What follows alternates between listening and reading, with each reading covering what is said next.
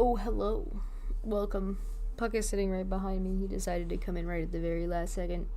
We're gonna see how long we're able to go today because I have a vet appointment for him. He's getting his blood work done. It'll be the last bit of his, depending on how it goes, so it'll be the last of his cancer treatment. For anybody who doesn't know, Puck is 12 years old. He's nearly 12 and a half. He is a German Shepherd Collie mix breed. The fact that he is as old as he is impressive. He got cancer last year. His cancer treatment involved him getting some blood work, and the blood work came back a little bit questionable. So we've made some changes to his diet, and we're now going back after 6 months to go and get his blood work done again to see if it's changed and to see if there's any issues, or if it's gotten better. We'll find out. As for like the cancer itself, it's been removed. He is missing a toe on his back leg, so that is a non-issue.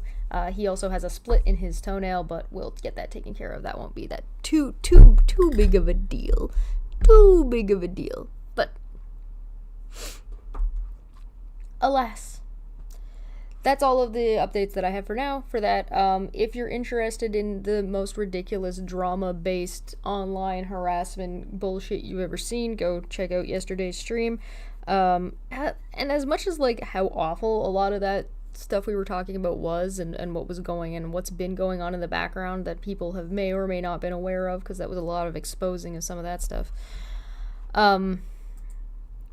This isn't like the only thing. We're talking like we're in places where there's questions about child abuse. We're in places where there's questions about animal abuse. We're in places where there's questions about abusing the law to harass people, etc., etc., etc. It's a sticky web we weave. But alas, you can go and check that out, or check out the company playlist and find out a little bit about what's going on with that. It's definitely escalated in the last year or so about how, and like more and more of like how awful these people has gotten more and further exposed. But I digress. We are back to talking about Project 2025, and we are on chapter 2 because, somebody's got to read it. Nobody wants to read this thing. Nobody wants to read this. Why would, to be fair, why would anybody want to read it? I don't blame anybody for not wanting to read this. So we're just gonna scoot our way down here.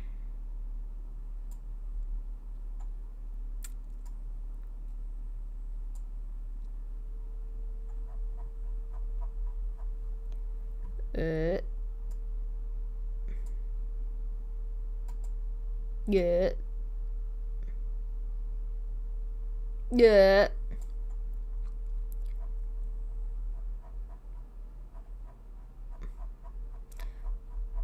It's page 75. That's page 78. That's page 83.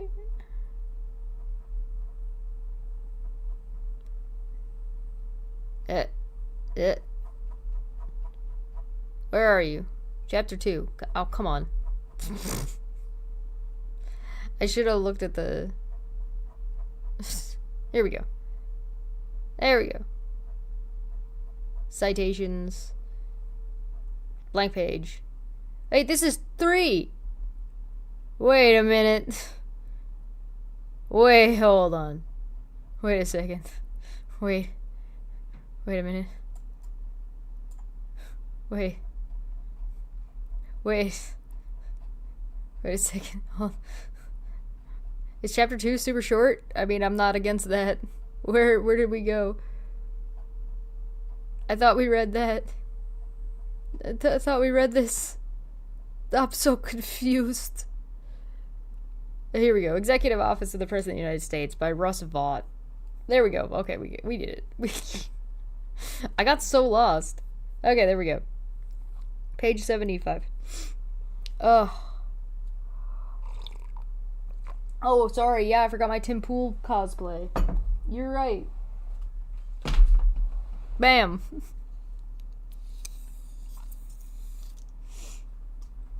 There we go. Alright. We're ready to go. Hello, welcome. Welcome, welcome, welcome. Torture Tuesday, I know, right? I do want to do art later, but depending on what goes on with the dog's vet visit, I'll have to wait and see. So, in its opening words, Article 2 of the U.S. Constitution makes it abundantly clear that, quote, I didn't sleep today. Surely my reading is going to be on point. The executive power shall be vested in the President of the United States of America, end quote. That enormous power is not vested in departments or in agencies, in staff or administrative bodies, in non-governmental organizations or other equities and interest close to the government. The president must set and enforce a plan for the executive branch. Sadly, however, a president today assumes office to find a spiraling federal bureaucracy that all too often carrying out its own policy and preferences, or worse yet, the policy plans and preferences of a radical, supposedly woke faction of the country. The modern conservative president's task is to limit, control, and direct the executive branch on behalf of the American people. This challenge is created and exacerbated by forces like Congress's decade-long tendency to delegate its lawmaking power to agencies, bureaucracies, and pervasive notion of expert independence that protects so-called expert authorities from scrutiny, the presumed inability to hold career civil servants accountable for their performance, and the increasing reality that many agencies are not only too big and powerful, but also increasingly weaponized against the public and a president who is elected by the people and empowered by the Constitution to govern. A couple things.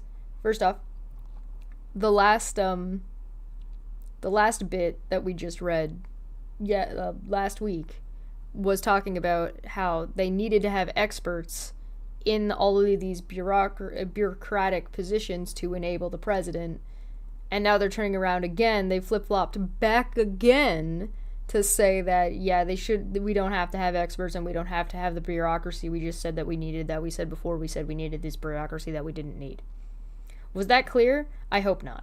I hope it was not clear. I hope that wasn't clear at all. Yeah, this is a grind, Grey Wolf. You right. This is a grind. In Federalist number 47. Oh, and also, by the way, the people don't vote for the president. The Electoral College does that on behalf of the people. So maybe get rid of that. In Federalist number 47, James Madison warned that, quote, the accumulation of all powers, legislative, executive, and judiciary, in the same hands, whether of one, a few, or many, and whether hereditary, self-appointed, or elective, may just be pronounced the very definition of tyranny, end quote. Regrettably, that wise and cautionary note describes, to a significant degree, the modern executive branch, which, whether controlled by bureaucracy or by the president, writes federal policy, enforces that policy, and often adjudicates whether that policy was properly drafted and enforced. No, that's the having different branches to keep the other branches in check, unless, one party just, happens to be stacking the Supreme Court or something. The overall situation is constitutionally dire, unsubstantially expensive, and in urgent need of repair. Nothing less than the survival of self-governance in America is at stake. The great challenge confronting a conservative president is the existential need for aggressive use of the vast powers of the executive branch to return power, including power currently held by the executive branch. So you're doing the sweepy power thing that they warned about to fix the sweepy power thing that they warned about? Is that what I just understood? Oh, they're experts that are not experts. Got it. Clear as mud. To the American people, success in meeting that challenge will require a rare combination of boldness and self-denial. Boldness to bend or break the bureaucracy to the presidential will, and the self-denial to use the bureaucratic machine to send power away from Washington and back to America's family, faith communities, local governments, and states. I mean, I think Trump has a lot of self-denial about his crowd sizes.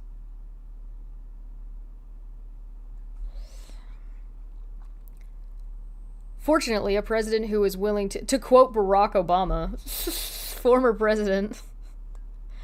Unfortunately, a president who is willing to lead will find the executive office of the president, or the EOP, the levers necessary to reverse the trend to impose a sound direction for the nation on the federal bureaucracy. The effectiveness of those EOP levers depend on the fundamental premise that it is the president's agenda that should matter to the department and agencies that operate under his constitutional authority, and that, as the general matter, it is the president's chosen advisors who have the best sense of the president's aims and intentions, both with respect to the policies he intends to enact and with respect to their interests that must be secured to govern successfully on behalf of the American people. This chapter focuses on the key features and recommendations for several of the EOP's important components.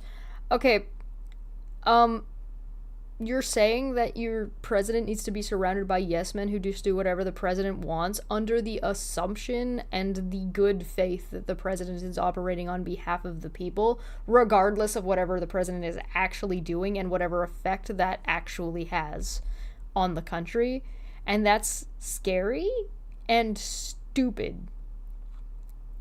U.S. Office of Management and Budget, OMB. The OMB assists the president in its execution of its policy agenda across the government by employing many statutory and executive procedural levers to bring the bureaucracy in line with all budgetary, regulatory, and management decisions. Properly understood, it is a president's air traffic control system with the ability and charge to ensure that all policy initiatives are flying in sync with the authority to let the plane take off at times.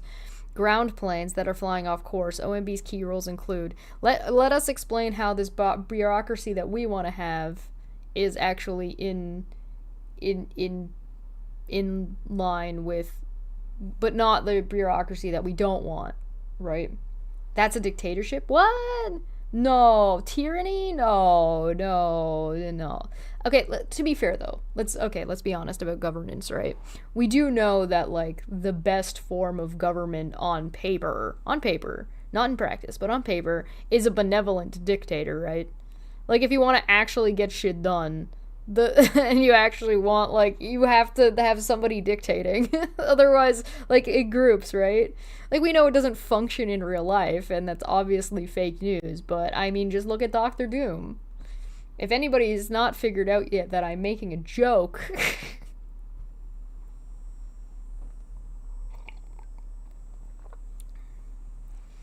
Hello! Thank you, praise be to the untold god of chaos, the algorithm. Booyag.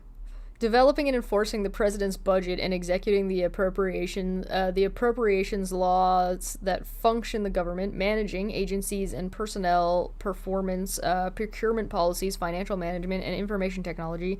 Developing the president's regulatory agenda, reviewing new regulatory action, reviewing federal information collections, and setting and enforcing federal information policy, and coordinating and clearing agency communications with Congress, including testimony and views on draft legislation. OMB cannot perform its role on behalf of the president effectively if it is not intimately involved with all aspects of the White House policy process and lacks knowledge of what the agencies are doing. Internally, the EOP ensuring that the policy formulation... the policy formulation... I thought this form...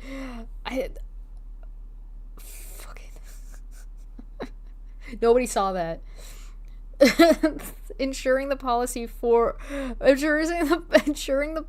formulation procedures developed by the White House to serve the president include OMB as one of any OMB's director's major responsibilities. A common meme of those who intend to evade OMB review is to argue that where, quote, resources are not being discussed, OMB's participation is optional. This ignores both OMB's role in all downstream execution and the reality that it has the only statutory tools in the White House that are powerful enough to override implementing agencies' bureaucracies. The director must view his job as the best, most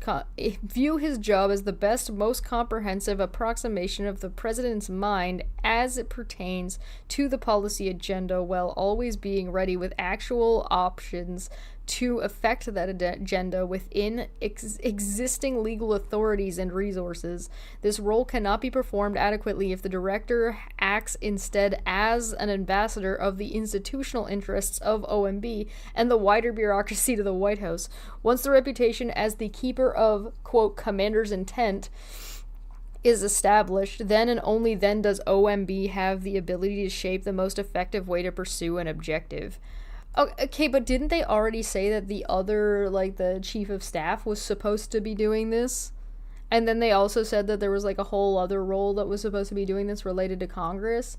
It seems there's a lot of overlap, that it's everybody's most important job, and everybody's job to be, like, the commander's intent and be very, like, we all are... They're all saying the same thing so far. Externally, the director must ensure that OMB has a sufficient vulnerability into the deep caverns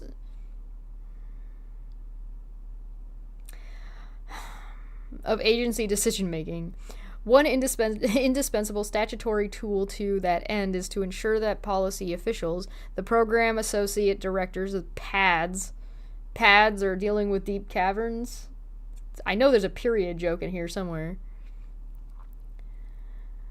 Managing the vast resources of Management Office RMOs personally sign what are known as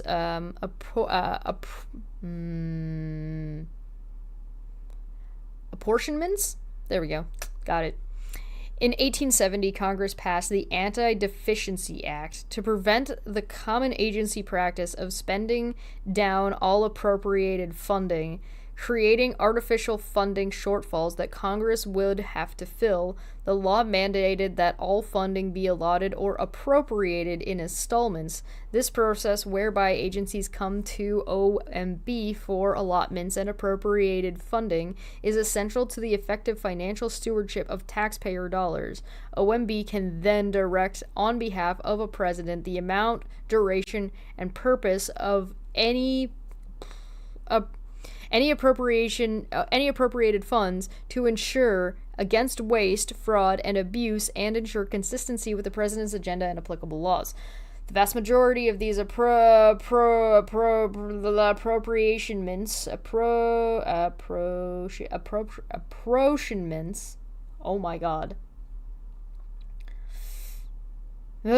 were signed by career officials, the Deputy Associate Director, DADs, until the Trump administration placed his responsibility in the hands of PADs, and thereby opened wide vistas of oversight that had escaped the attention of policy officials. The Biden administration subsequently reversed that decision. No director should be chosen who is unwilling to restore apportionment decision-making to the PADs, personal review, who is not aggressive in wielding the tool on behalf of the president's agenda, or who is unable to defend the power against attacks from Congress. It should be noted, yeah, this is reading through this is definitely the reason why I am doing this, is so you guys can do other things but still get the knowledge, right? Just because, like, nobody wants to sit down and read this 900 pages of garbage, but again, this is important because it is so bad and stupid, and this apportionments, thank you. It matters. I'm sorry. I know none of us want to be here, but please, yes, go and do other things while this is playing. It should be noted that each of OMB's primary functions, along with other executive and statutory roles, is carried out with the help of many essential OMB support offices. The two most important offices for moving OMB at the will of the director are the Budget Review Division, BRD, and the Office of General Counsel, OGC. The director should have a direct and effective relationship with the head of the BRD, considered the top career official within OMB, and transmit most instructions through that office because the rest of the agency is institutionally inclined towards its direction and responds accordingly. The BRD inevitably will translate the directions of policy officials to the career staff at every stage. It is obviously vital that the director ensure that translation is an accurate one. So now you're fine with career officials. Okay. In addition, many key considerations involved in enacting a president's agenda hinge on the existing legal authorities. The director must ensure the appointment of a general counsel who is respected yet creative and fearless in his or her ability to challenge legal proceedings that serve to protect the status quo. This is vital within OMB, not only with respect... No, it shouldn't be about protecting or not protecting the status quo. It should be about upturning things that are against the will of the people, which is supposedly the will of the president, and upholding things that protect the people. Right? Not whether or not it is or is not the status quo is not necessarily relevant. Right? Am I wrong about that?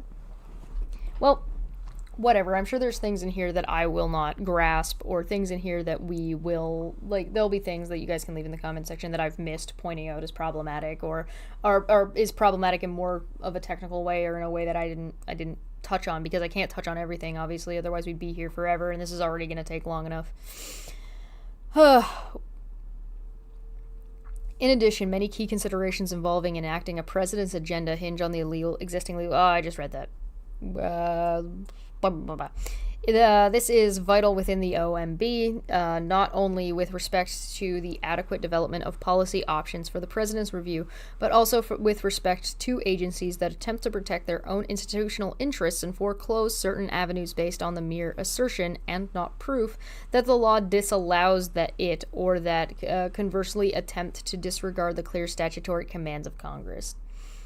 In addition, the director should empower a strong deputy director with authority over the deputy for management, the PADS, and the Office of Information and Regulatory Affairs, or the OIRA, to work diligently to break down barriers within OMB and not allow turf disputes or a lack of visibility to undermine the agency's principal budget management and regulatory functions.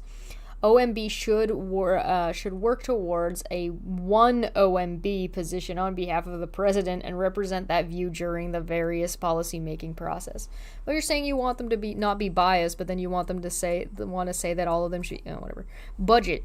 The United States today faces an untenable fiscal situation that owes $31 trillion on a debt that is steadily increasing. The OMB director should present a fiscal goal to the president early in the budget development process to address the federal government's fiscal irresponsibility. This goal would help. Yeah, the raise into the trillions was really problematic back in the day. Chesh reads Project 2025, or, quote, How to Realize the Handmaid's Tale. I know, right?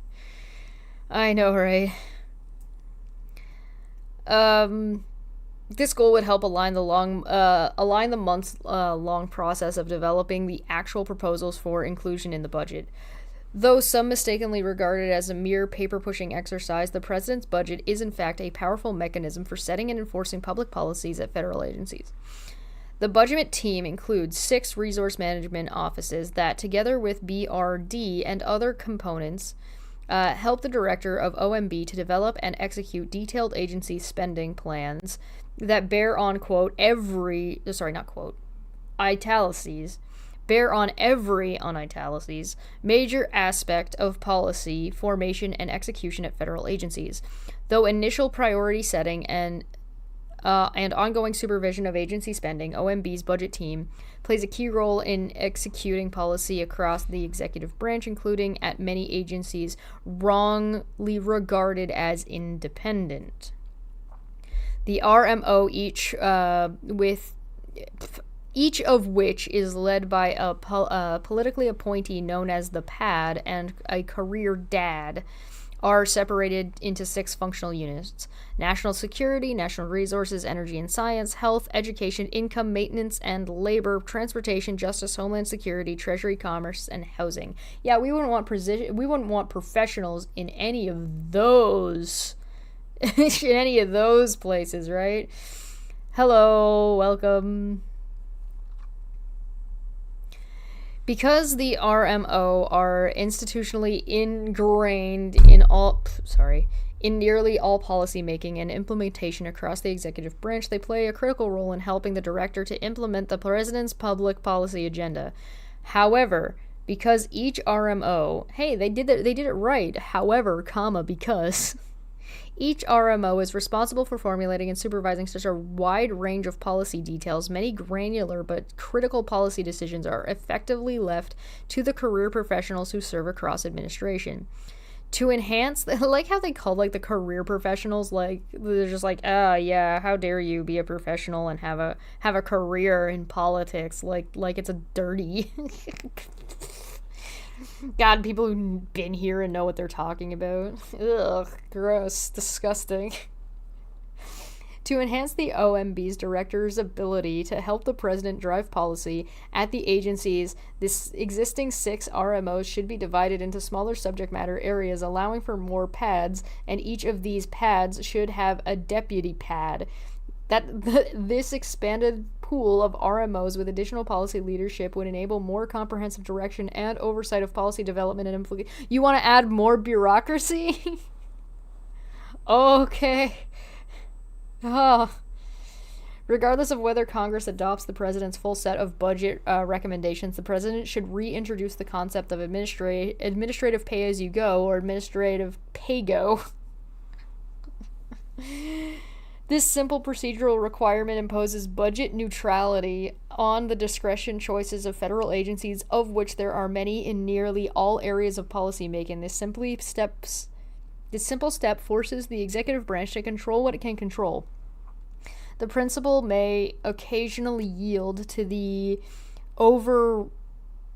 overarching requirements, such as a presidential regulatory budget, but in nearly all cases, administrative pay-go plays a unique and indispensable role in enforcing fiscal responsibility at federal departments and agencies. The president should use every possible tool to propose and impose fiscal discipline on the federal government. Anything short of that would constitute abject failure. Only Sith deal in absolutes. Management. The management office of OMB, the M side, as it is often called, is... Who calls it that? Who does that? Is responsible for carrying out several important agency oversights functions. I want a citation needed. Is responsible for carrying out several important agencies' oversight functions, many of which are statutory. The management team includes the following offices led by presidential appointee, Senate-confirmed individuals: the Office of Federal Procurement Policy, or the OFPP, the Office of Performance and Personnel Management, or the OPPM, the Office of Federal Financial Management, or the OFFM, the Office of the Federal Chief Information Officer, or OFCIO, the Made in America Office, the MIAO, which was added by the Biden administration and is not a state-confirmed slot. Each of these offices has a responsibility and authority that the president can use to help drive policy across the government. It is vital that you know what? No, I'm not gonna let it go. Made in America office, the Make America Great Again, the things that would be focused on bringing jobs and markets and things back to making them in America as opposed to off-seas, is being sassed by the Make America Great Again people because Biden is the one that implemented it. Because how could Biden ever do something that might, benefit the country? That's silly. Wacky. Each of these offices has responsibility and authorities that a president can use to help drive policy across government. It is vital that the director and his political staff, not the careerists... Is that a slur? drive these offices in pursuit of the president's actual priorities and not let them set their own agenda based on the wishes of the sprawling good government management community in and outside of the government. Many directors do not properly prioritize the management portfolio, leaving it to the deputy management, but such neglect creates purposeless bureaucracy that impedes the president's agenda and an M train to nowhere. OFPP, this is the office. I wish that like the way that they formatted this was consistent. It's not. Sometimes it's italicized, sometimes there's spaces between the paragraphs of which things they're talking about, and sometimes they're not at all. In this case, it's italicized, capitalized, and then there's a period. It's all over the place. Sometimes there's bullet points, sometimes there isn't. This office plays a critical role in leading the development of new policies and regulations concerning federal contracting and procurement. Though the Federal Acquisition Regulatory Council, through the Federal Acquisition Regulatory Council, which is generally chaired by the OFPP administrator, OFPP helps the director to set a wide range of policies for all of those who contract with the executive branch. In the past, those government-wide contracting rules have played a key role in helping to implement the president's policy agenda. This office should be engaged early and often in OMB's efforts to drive the policy, including by obtaining transparency about entities that are awarded federal contracts and grants, and by using government contracts to push against woke policies in corporate America. Why does the government need to impede on America's on corporations and whatever policies they decide to set forth, provided it does not impede on the people's rights, which woke policies do not, by what they should be defined as? You know what do you see what I'm saying? Like, this sounds to me like what would be described as government overreach. Also, Elon Musk and SpaceX, question mark? OPPM, through this office, the director helps federal agencies to establish their performance goals and performance review process. OPPM also works with the U.S. Office of Personnel Management, OPM, to establish and manage personnel policies and practices across the federal government. The director should instruct OPPM to establish annual performance goals and review processes for agencies that reflect the president's agenda. OPPM should also be a part of the president's strategy to set and enforce sensible policies and practices for the federal workforce. OFFM, this office, helps the director to root out waste, fraud, and abuse in the federal programs. For example, through the Do Not Pay program, it should be part of the efforts to save precious taxpayer resources. Oh, you mean like SpaceX. OFCIO. This office guides the federal government's use of adoption of internet-based technologies to improve government observations and save taxpayer money. As a function of the leadership role, it is critical and integrous, and it is oh my god, I'm not even close. As a function of its leadership role, it is critical in interagency discussions on a wide range of technology issues. God. The office, thus, is an important part of the president's effort to modernize, strengthen, and set technology adoption policy for the executive branch. MIAO. Building on the example and work of the Trump administration, President Biden established this office to centralize, carry out, and further develop the federal government's Buy America and other Made in America commitments. Its work ought to be continued and further strengthened. Oh, so after sassing it at the beginning. Oh.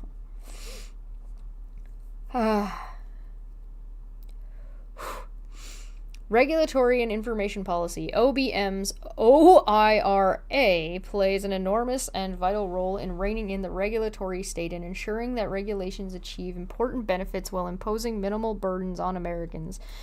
The President should maintain Executive Order EO 12866 or 12,866. I don't know. The foundation of the OIRA's review of regulatory actions. The administration should likewise maintain the recent extension of those standards to regulatory actions of the U.S. Department of the Treasury. Regulatory analysis and OIRA review should also be required of the historically independent agencies, as the Office of Legal Counsel has found is legally permissible. If the current administration proceeds with its declared intent to modify aspects of EO 12866 or review OMB Circular A-4, the related document that provides the foundation for cost-benefit analysis, the next president should immediately begin to undo those changes and develop a rigorous data-driven approach that will result in the least burdensome rule possible. The next president should also revive the directive in Executive Order 13891 that significant guidance documents also must pass through OIRA review. Starts a paragraph with because, take a drink. Because OIRA review often leads to fewer regulatory burdens, more regulatory benefits, and better coordination of policy, funding for OIRA tends to pay large dividends. Yet, over the years, funding for the OIRA has diminished. This trend should be reversed. The budget should also include sufficient full-time equivalent FTE employees to form regulatory advance teams that would consult with agencies on cost-benefit analysis and good regulatory practices at the beginning of the rulemaking process for the most important regulations. These teams would help agencies take cost-benefit analysis into account from the beginning of their rulemaking efforts, which in turn would result in higher quality regulations and a swifter eventual OIRA review. To preserve the integrity of the OIRA review, the staff who consult at the beginning of the rulemaking should not handle its eventual review. So you're adding more layers of bureaucracy. The next president should also reinstate the many executive orders signed by the president that were by prior President Trump, ex-President Trump, felon Trump, that were designed to make the regulatory process more just, efficient, and transparent. Executive Order 13771, 13777, 13891, 13892, 13893, 13924, Section 6, 13979, and 13980. Just to repeat those, it was 13,771, 13,777, 13,891, 13,892, 13,893, 13,924, Section 6, 13,979, and 13,980. Should be revived with modifications needed. Executive Order 13132 or 13,132 on federalism should be strengthened so that the state regulatory and fiscal operations are not commandeered by the federal government through so-called cooperative federal programs. Additionally, the president should revise and sign an updated version of President Ronald Reagan's Executive Order 12,630 or 12630 on federal takings. Yay! Ronald Reagan, take a drink. Oh. The next president should strengthen the implementation of Information Quality Act, robustly use the authority of the Paperwork Reduction Act, carefully enforce the Privacy Act, and ensure the sound execution of OIRA's statistical and other information policy functions. Regulatory cooperation agreements can also promote the further adoption of good regulatory practices which improve market conditions for America and her allies. OIRA should also work with other components of OMB to revise and apply OMB's uniform guidance for grants and agreements and ensure that the federal contract and grant guidelines satisfy executive order. Oh, now they're saying EO for executive order. Fuck. Could you make up your minds? Are you using EO for executive order, or are you putting out the full... Keep your formatting the same, please. 12866 or 12,866, and other centralized standards as appropriate, which does not have a reference beside it. Starting a paragraph of the book. Can we please keep in mind who Donald Trump believes are America's allies? Can we just keep in mind who that's referring to contextually? China, Putin, North Korea, to name a few. But executive reforms and actions, while vital, are not enough. Congress also must act. The next president should work with Congress to pass significant regulatory practices and process reforms, which should go a long way towards reining in the administrative state. Excellent examples of such legislation include the Regulatory Accountability Act, SMART Act, GOOD Act, Early Participation in Regulations Act, Unfunded Mandates Accountability and Transparency Act, and REINS Act. REINS is spelled R-E-I-N-S. Finally, the next president... I'm not going to explain any of that, just that it should. Finally, the next president should work with Congress to maximize the utility of the Congressional Review Act, or the CRA, which allows Congress to undo midnight regulatory actions, including those discussed as guidance, on an accelerated timeline. To leverage the CRA's power to the maximum extent, Congress and the president should enact the Midnight Rule Relief Act, which would help to ensure the multiple regulatory actions could be packaged and voted on at the same time. Immediate and robust use of the CRA would allow the president to focus his rulemaking resources on major new regulatory reform rather than devoting months or years undoing the final rulemakings of the Biden administration. Legislative clearance and coordination, OMB, plays a critical role in ensuring that the executive branch is aligned on legislative proposals and language, agency testimonies, and other communications with Congress. The director should use these authorities to enforce policy and message consistency aggressively and promote the effective engagement of the executive branch in legislative process. You mean consistency in, like, formatting? That thing I've been complaining about? National Security Council, the NSC. The National Security Council, NSC, was established by statute to support the president in developing and implementing national security policy by coordinating across relevant departments and agencies, integrating authorities and resources towards common ends, and objectively assessing progress towards established goals. Led by the National Security Advisor, NSA, the NSC staff will be successful in implementing the president's national security goals only if it is made up of personnel with technical experience and expertise and experience, as well as alignment to the president's declared national security policy priorities. Can we again point out, they're like, we don't want professionals, we don't want people in careers that are experts in these fields, except the first thing that they say about any single one of these things is, we want an expert with experience. This is very silly. Mr. Serious, welcome back. Hey, what up? We're reading Project 2025 because it's necessary, and it's upsetting but necessary. Okay. Whew. The NSC must then chart a course that articulates and achieves the president's national security goals and objectives. The president should empower a strong NSC that not only has the power to convene the policy process, but also is entrusted with the full power of the presidency to drive the bureaucracy.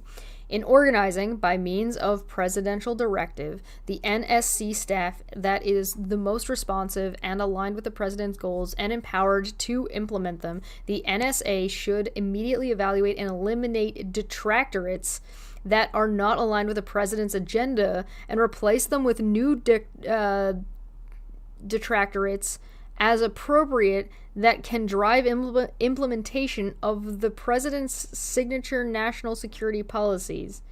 In addition to realigning the staff organization to the president's priorities, the NSA should assign responsibility for implementation of specific policy initiatives to senior NSC officials from across the NSC staff structure. These officials should develop, direct, and execute tangible action plans in coordination with multiple agencies to achieve measurable, time-defined milestones. So they want experts that only agree with Trump and remove anybody who doesn't agree with Trump, regardless of how much their expertise might be telling them that what Donald Trump, who is not an expert, is trying to do or say. This is middle management nightmare. This is like when you have a business and it has an established staff, and you put that they have staff that know what they're doing, and there's a couple staff that don't know what they're doing, but you have like your kitchen manager, like let's say it's a restaurant, right? You have your front desk area, you have your kitchen area, and you have like your general staff, right? And those three are going to be your main people, and they each run their own groups and their own people within that set, right? And then you have a manager, and that manager leaves, like the guy who runs the overall manager. That guy leaves. You get a new guy in. That new guy proceeds to be like, if you don't agree with me, I'm getting rid of you. And in fact, I want to put my own people in place anyway. So they get rid of all the senior staff who know what they're talking about. Or they demote senior staff. And then they bring in a bunch of people who don't know what the fuck they're doing. And it inevitably begins to fail because anytime you go to a restaurant, nobody knows what the fuck is going on. And then you get a super high turnover rate. And if I recall, did Trump, while he was in office, not have an incredibly high turnover rate? Am I wrong about that? I don't think I'm wrong about that. I think I might be right about that.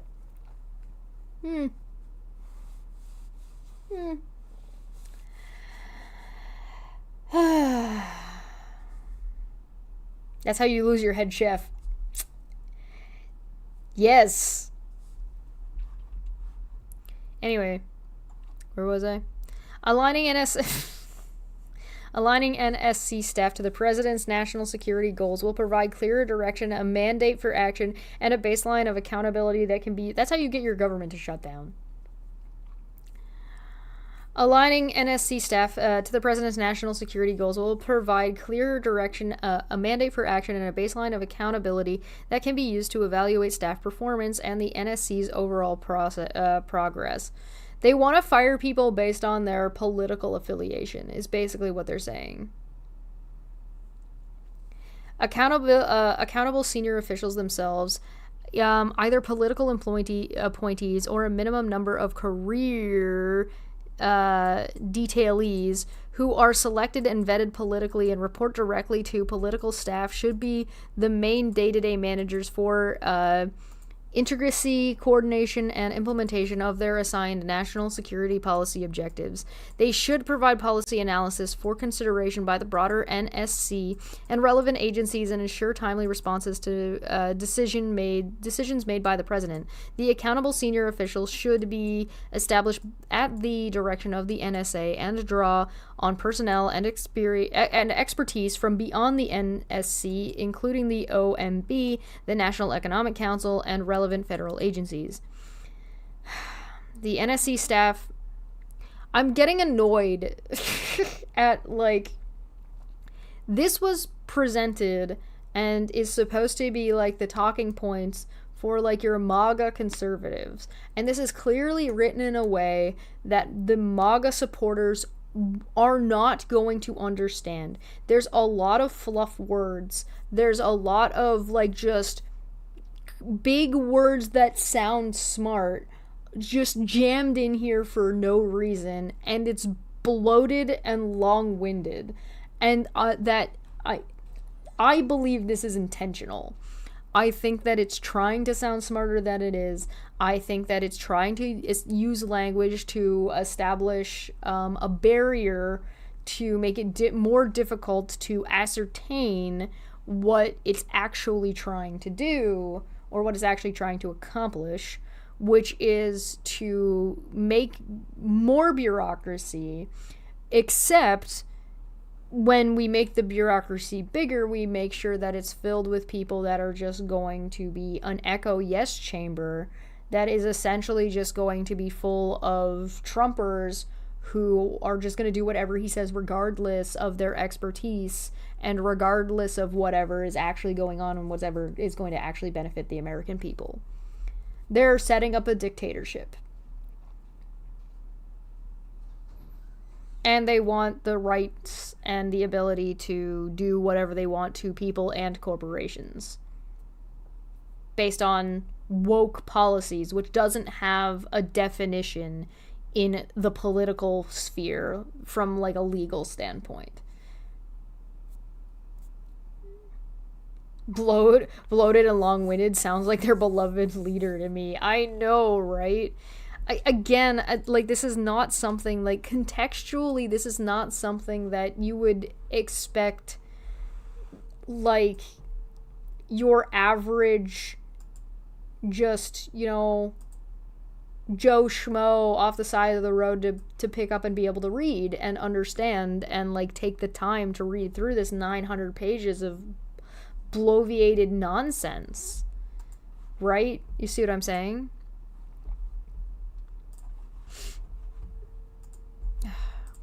The NSC staff and principals should work in tandem with the National Economic Council and the OMB at all levels. It's got a lot of jargon. And it's not really, it's not well laid out, I guess. It's not good. It's not gonna be, this sucks. The NSC staff and principals should work in tandem with the National Economic Council and OMB at all levels, presenting a united effort to achieve the president's goals and drawing on the latter's statutory authorities to guide the bureaucracy. To accomplish national objectives effectively, foreign policy should fully incorporate the economic instruments of national power. National security policy must also include and prioritized allocations of resources. When policies are divorced from the resources required to implement them, they are stillborn. Academic exercises that undermine they are stillborn. Academic exercises. Why is there a dash there? That undermine our national security and leave departments and agencies to their own devices. The accountable senior officials should be empowered to identify, recruit, clear, and hire staff who are aligned with and willing to shepherd the president's national security policies. NSC staff, under the direction of the NSA, should have the discretion to reduce the number of positions that need high-level clearances. And the NSC should be adequately resourced and authorized to adjudicate and hold security clearances internally with investors who work directly for the NSC, whose sole task is to clear NSC officials. If certain staff are determined not to need high-level clearances, the question becomes whether they should be part of the NSC at all. The NSC should take a leading role in directing and drafting and thorough review of all former agencies. These are the kind of people who are like, oh, the janitor doesn't need high-level clearance because he can't read. This is that kind of fucking... The National Security Strategy, the National Defense Strategy, the Nuclear Posture Review, the Missile Defense Strategy, etc.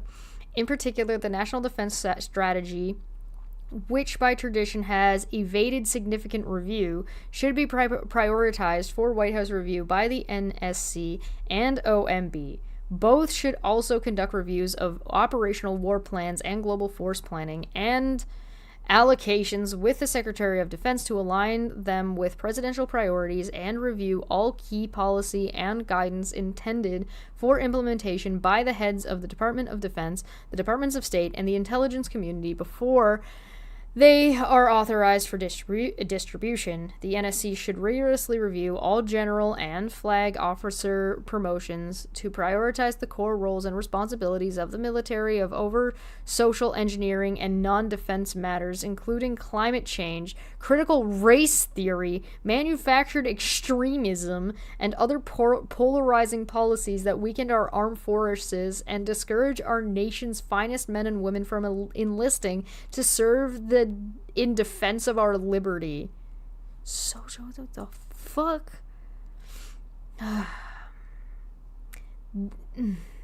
You mean social engineering? Like, oh, you must be big, strong man, unga bunga, to be in military. Ho ho ho ho ho. Alpha! Ah!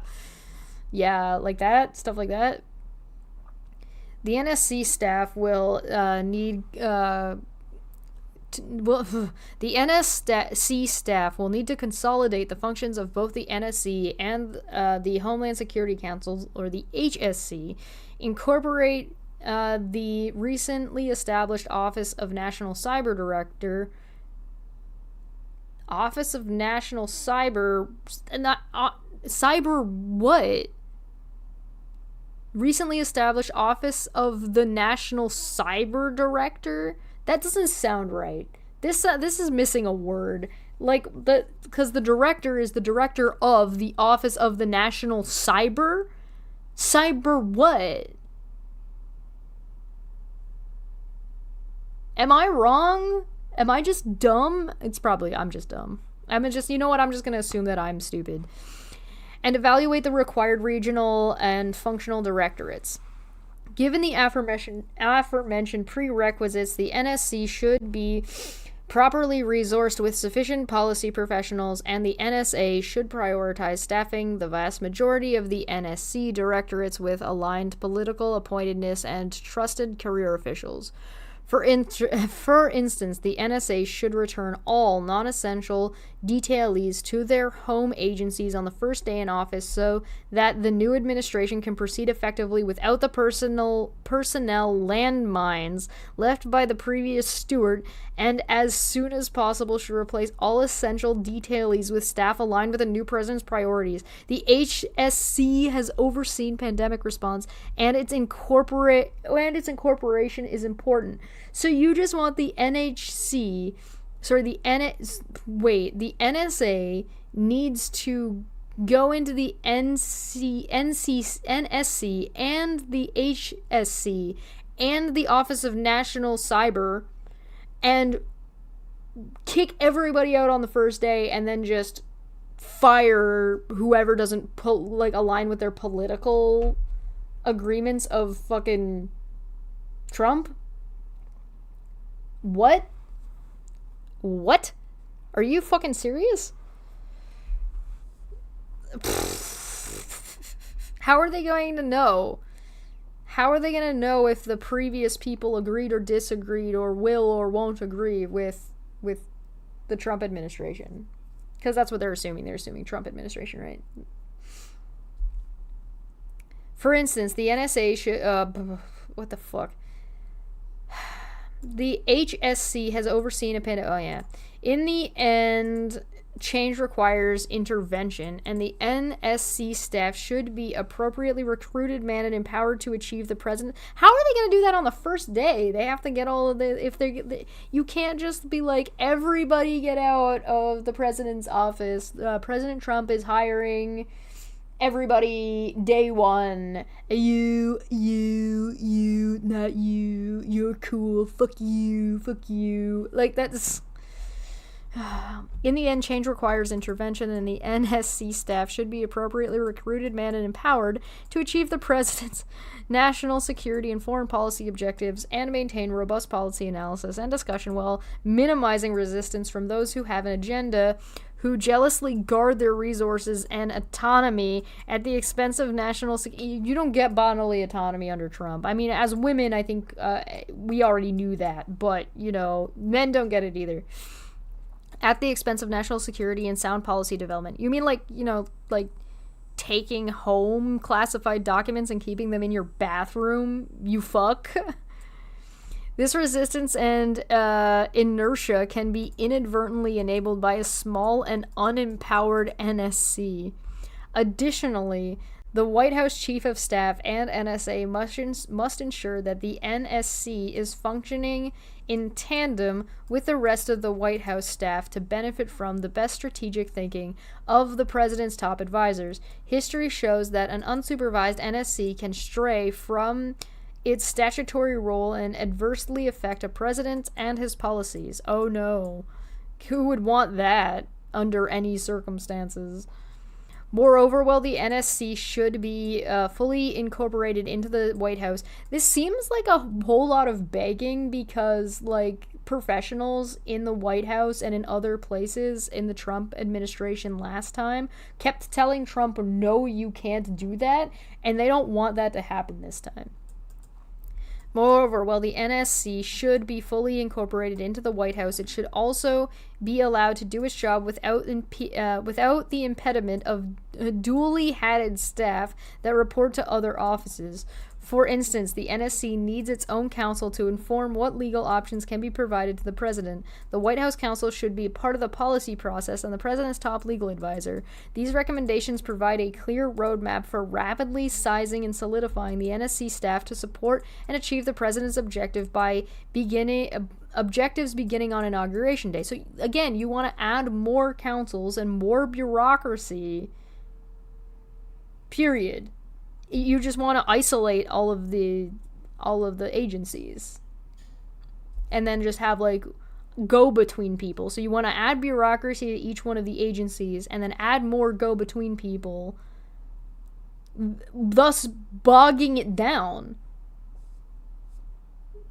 What they're trying to say is whatever Trump does equals right, so you better not be doing otherwise or you'll be transitioned out. Yeah, right. And they're probably going to put you on a list while they're at it. National Economic Council, or the NEC. The National Economic Council is one of the policy councils serving the president, along with the NSC and the Domestic Policy Council, the DPC. The director serves as a principal advisor to the president on domestic and international economic policy and communicates the president's economic message to the media. The deputy director is responsible for the day-to-day operation of the council, which includes chairing the committee that coordinates economic policy development at the deputy security level. In effect, the director and deputy director are the officials who are primarily responsible for the development of economic policy making for the administration. Once a policy is adopted, it is the appropriate agency's responsibility to implement it. The NEC's policy process is also used to determine whether the president should support or oppose legislation passed by Congress. In addition to the leadership, the NEC has policy experts, for example, special assistants to the president, or SAPs, who are responsible for developing and coordinating, as well as advising the president on specific issues. It is essential that the policy expertise of the NEC reflect the current environment's most pressing issues. Listen, if I'm gathering anything from reading this, it's that there is no possible way for the president to be doing the job that the president was intended to do when the president was invented for America. And you shouldn't have, maybe it shouldn't be up to one guy anymore. Maybe you should just have a council. Like, that might be a better situation. And you have a council that is, like, in charge of specific things. Like, that guy is in charge of this specific thing, and that guy is in charge of this specific things. And these guys regularly meet and make decisions as a group together and express the policies that are going on and anything that they're not sure about going forward with the rest of the council, and the council makes a decision. Maybe we can call them, I don't know, chieftains. They can be part of tribes that are experts and are set up by to work within specific areas. No? I don't know. What do I know? Nothing. I don't know nothing. Maybe the presidency isn't a good idea. I don't know. Today, this would include, among other topics, taxes, energy and environment, technology, infrastructure, health, financial services, workforce, agriculture, antitrust, and competition policy, and retirement programs. NEC's SAPs should have a working knowledge of how the administration can implement policy through the rulemaking process, although it is not necessary that they be experts on regulation themselves, particularly given OMB's role. Wouldn't OMB's role be easier if they are experts, and thus you would have to hire less, and OMB's job would be easier if what's coming through is already, like, processed through having this knowledge? No? whatever. This will facilitate the NEC's effectiveness in coordinating administrative policy. The NEC needs... Chesh is a communist. Communism. No. The NEC needs to work closely with other offices within the executive office. The fucking leader of the Conservative Party of Canada, Polyev, recently just tweeted out about how the Nazis were socialist and followed socialist ideologies because, I don't know, it's in the name. Yeah, we live in this. I blame you, America. This is your fault. Stop leaking your garbage. Like, your fumes are getting up in our fucking... coming through the vents. God, America leaks everywhere. It's terrible. Stop it. Cut it out. The NEC needs to work closely with the other offices within the executive office of the president to promote innovation by the private sector and create an environment that will stimulate economic activity while reducing federal spending and debt. This includes working with the DPC, NSC, OMB, Council of Economic Advisors, Office of Intergovernmental Affairs, Office of Cabinet Affairs, White House Council, Council of Environmental Quality, Office of Legislative Affairs, and Office of Science and Technology Policy. To this end, the NEC director should chair a standing meeting with the principals from each of the other EOP offices to enhance coordination within the White House. Oh, it sounds like they're kind of already doing what I said. Weird. Side note, you probably could have cut down the size of Project 2025 simply by, saying the stuff you don't want to keep. Like what and why you want to remove parts that are bloviated and why they're not necessary, as opposed to just telling us the jobs that people do, which is mostly what you're doing. In the past, there has been tension among DPC, NEC, and NSC over jurisdiction. It is important to set clear jurisdiction at the start of an administration to prevent needless and counterproductive turf fights. In addition, the principal deputy for international economic... sometimes those overlapping are put in on purpose, right? You're building in redundancies and making sure that you're not just in an echo chamber of your own area to make sure you're getting different perspectives. Sometimes those things are built in on, intentionally, by the way. In addition, the principal deputy for international economic policy is jointly appointed at NEC and NSC and could end up serving two different interests. To avoid such problems, international economic policy should be entirely coordinated from NEC. It will be especially important for the NEC to work seamlessly with the Council of the Economic Advisors, or the CEA, which provides the President and the White House offices with the latest economic data and forecasts, as well as estimates of the economic impact of proposed policies, and prepares the annual economic report of the president. The CEA is not a policy council and therefore does not run policy process, which is the responsibility of the NEC, DPC, and NSC. However, the CEA, all of these abbreviations are not abbreviating anything. This is actually making me take it, like reading it out loud, it actually takes longer. Does not play a key role in ensuring that any policy considered by the council is rigorously evaluated for its economic impacts. The NEC works closely with the White House Office of Communications and Office of Speechwriting to ensure that the White House messaging and media engagement communicates the president's economic policy effectively, as opposed to ex-President Trump's tweets. The NEC also plays a key role in advancing the president's economic agenda by advising the Office of the Presidential Personnel. They could have cut all of this out and just said, in key positions that are important to the president's decision-making, everybody should be kicked out and replaced with people who agree with the president and want to put it forward. Done. Number one, these people do not need to be experts or should be experts at the president's discretion. There you go. That's paragraph. That's chapter 1 and chapter 2 out. Done. Done. You're welcome. Break it down into like 3 sentences.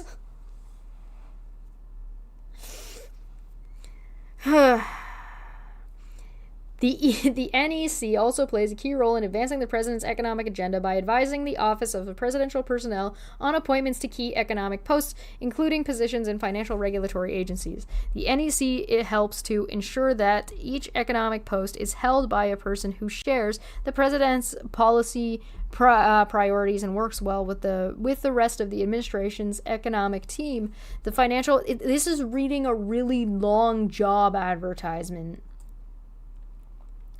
Good old Ted Cruz cozying up to actual Nazis yesterday. Ew, gross. I hate that. Great. Is he going to start getting tattoos and his head shaved? What do you think Ted Cruz would look like with a shaved? Sorry, I'm getting distracted. The NEC helps to ensure that each of the economic posts held by a person who shares the president's policy priorities and works well with the rest of the administrative economics team. The financial regulators are run partly by civil servants, some of whom were politically appointees in prior liberal administrations, who often resist conservative administration policies. It is therefore critical that an administration not only appoints capable individuals to lead these agencies, but also has personnel who can be hired to senior staff positions within the agencies. A few areas will be especially important if the NEC is to develop a well-defined economic policy agenda. One of the promotions of innovation and as the founder for economic growth and opportunity. Another is the creation of an environment that fosters economic growth through tax reform and the elimination of regulatory and procedural barriers. All I'm hearing is they're butthurt because when the president wanted to do illegal things as president, people told him he can't do those things, and now they want to rewrite the government to make it Trump's personal playground. Yes. That thing you said. That's what all this is so far. They probably have something on Truth Social. Office of the U.S. Trade Representative, USTR. This is just a really long-winded way to say that, what Mr. Sirius is saying. The Office of the United States Trade Representative and this time it doesn't have the brackets again after the end. Who edited this? We know. We read out all their names. Fuck you people. You suck. Provides the president with the internal White House resources necessary to formulate and execute a unified whole-of-government approach to trade policy. The president should ensure that the USTR is empowered to serve in that leadership role as much as other EOP components organize and drive coordinated policy agenda on behalf of the president. The People's Republic of China predatory trade practices have disputed the open market trading system that has provided mutual benefits to all participating countries, including China, for decades.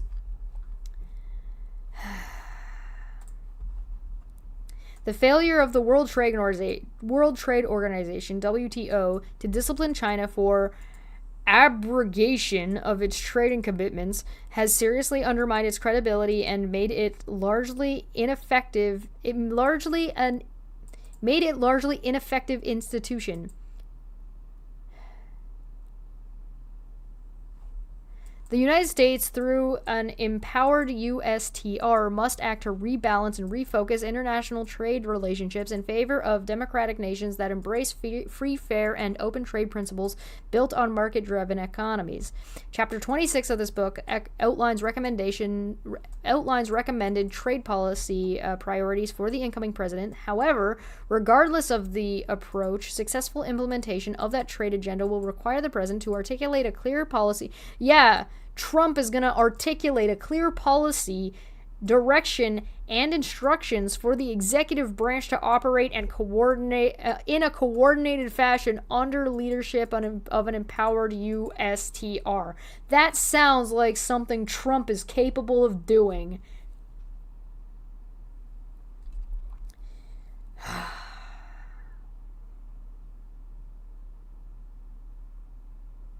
Does this mean Trump's ties and hats are more expensive now? Why? Because they're all made in China? Yeah.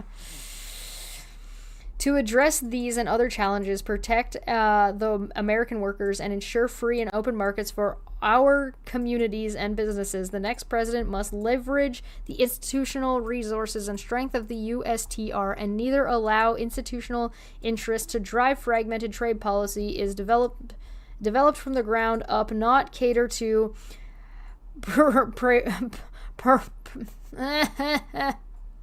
parochial interests across government and Washington's broader industry of influence. The USTR's mission is vitally important in reorienting the global trade system in a direction that is open, fair, and prosperous. In order to achieve the president's policy goals, a USTR must be empowered to set trade policy from the White House with the authority and resources to represent the interests of the president's trade agenda with adequate budget, staff, analysis, and expertise to ensure meaningful and internal and interagency policy deliberations. The USTR should organize and harness existing interagency trade committees to serve the president's trade agenda and drive consensus among federal stakeholders, dispose of legacy advisory committees with members who serve special interests, direct action to implement policy priorities, measure progress towards implementing the president's agenda, and hold agencies and officials accountable for delivering the president's agenda. The USTR's leadership should not only coordinate and enforce the president's agenda across the federal community, but also set and enforce the president's trade agenda internally. Oh my fucking god. Okay.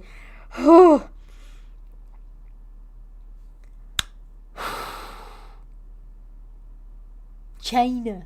Alright, all this has been, up until this point, is saying these agencies need to have the president's agenda's priority all the time, and anybody who disagrees with that should be outside of it, and we haven't actually brought in anything that we are saying is a policy change yet, and we're not telling you what agencies and what parts of these agencies should be trimmed, just that the president, i.e. we, should be allowed to put whoever the fuck we want in. This is communist talk. Our presidency. Our experts. The USTR's mission is vitally important in reorienting the global trade. Didn't I just read this? Yes. Okay. Trade policy and priorities should be set by the president and implemented by the U.S. Trade Representative in cooperation with the other economic and national security officials, not by a range of governmental and non-governmental interests that attempt to force their policy preferences on USTR. A strong USTR empowered with the necessary resources, authority, and interagency cooperation will protect U.S. interests in the global marketplace more effectively. This is saying nothing. That whole thing said nothing. This is torture. Yes, but it's important. It's something that you need to weather if you are an American citizen, and if you're not an American citizen. You are strong. You are empowered. You are the people of America, and it's important that you understand, because this is not going to go away. Whether or not Trump gets the presidency, this shit is not going to go away. Because one of the things, this is really, I promise, it's really fucking important. And the reason that this is so important is because Trump is obviously shitty. What is going to happen when somebody who is not as obviously shitty is running, and this is what they're gonna do when they get in office? You need to know about these things. And it's important that everybody knows about these things, because you're lucky that Trump is so obviously shitty. If he wasn't so obviously shitty, you'd be having a lot harder of a fucking time. And it's only a matter of time before somebody who's better at this does show up and takes Trump's place.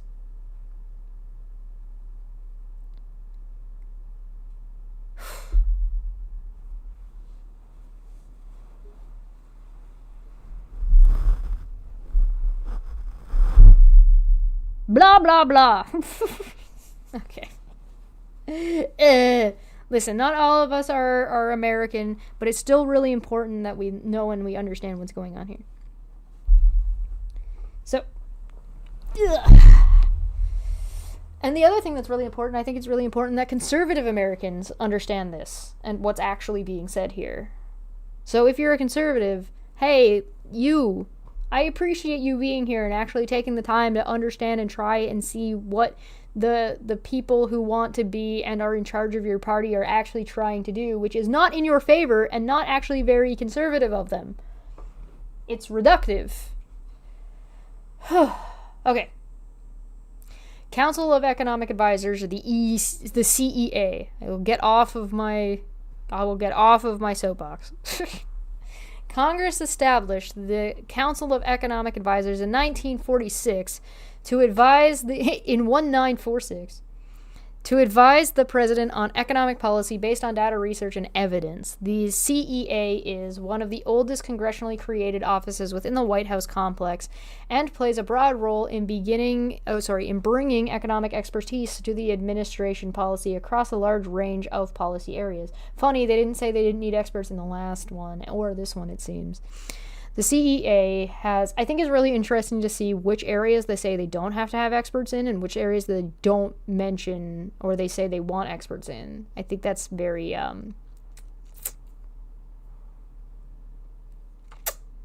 telling. The CEA has one presidentially appointed and Senate confirmed chair, two presidentially appointed members who assist and often have expertise that complements the chair and approximately 40 staff employees.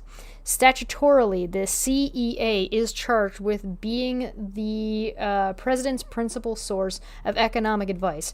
However, this role has diminished over time as its policy appraisal and especially formulation and recommendation functions have been taken over or diluted by other economic policy bodies within the White House. By law, the CEA is required to publish an annual economic report for the president within 10 days after submission of the budget. This report is not just a messaging document, it is an opportunity to provide greater rigor in support of policy areas that the White House is prioritizing and to build up the external credibility of those ideas.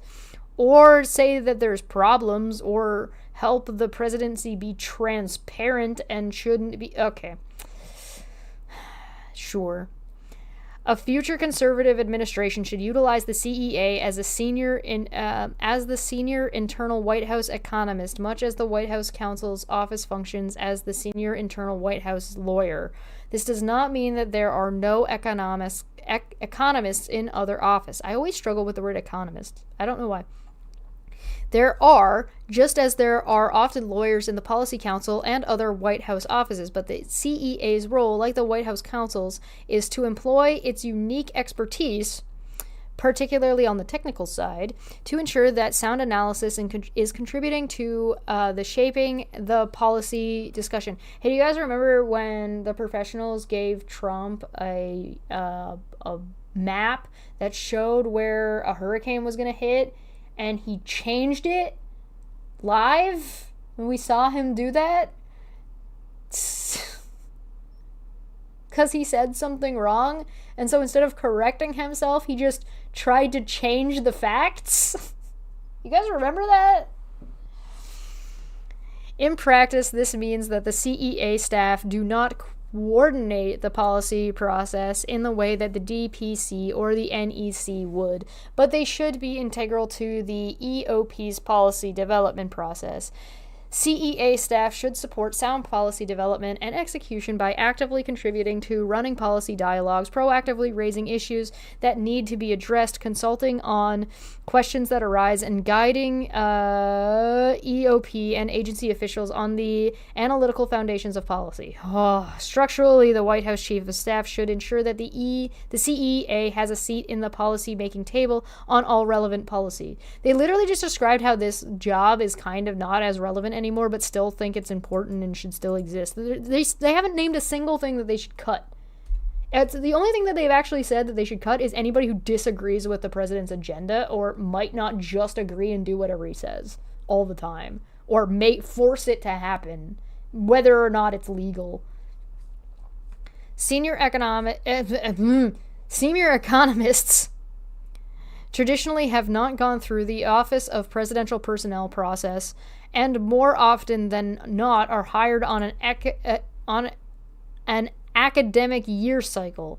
As a result, the senior economists hired in the summer of a presidential election year tend to remain on office staff until the next summer, even if a president from the opposing party takes over power and installs a new slate of CEA political appointees for chair, members, etc. Although these hiring practices create some continuity, the presence of senior economists who were never fully vetted for their alignment with White House policy objectives or who were holdovers from recently departed administration can breed skepticism and distrust of the CEA, or, distrust in the president, by other units within the White House, creating a risk that the CEA's role in the policy-making process will be diminished. No, it's literally like, oh, we don't want any holdovers from the prior administration, because why would we want a friendly, acquiesce and transition period between prior presidents that has literally happened with everybody except Trump. Trump was the only one who didn't. I remember when we changed the hurricane map. It was hilarious. It's okay, it'll get worse as we go. Great. Wonderful. Love that. Love that for me. A future administration should consider hiring that reflects the White House calendar mid-January and involves the Office of Presidential Personnel. So again, this is not actually explaining that why this should be changed outside of this person might not do whatever the president says, so we should be allowed to change them because they shouldn't be part of the previous administration, which is questionable. Marcy said, I'm on the Trump train. The economy has never been as good as it was when he was in office. Do you have a citation for that? Because that is not what I've seen. From what I've seen, the good parts of the good economy was inherited by Trump and then subsequently ruined. And the Biden administration has not only overcome the burden they were left with, but has made the economy better. So, if you have a citation, I'm sorry, an individual does not an economy make. Okay. National Space Council, NSPC.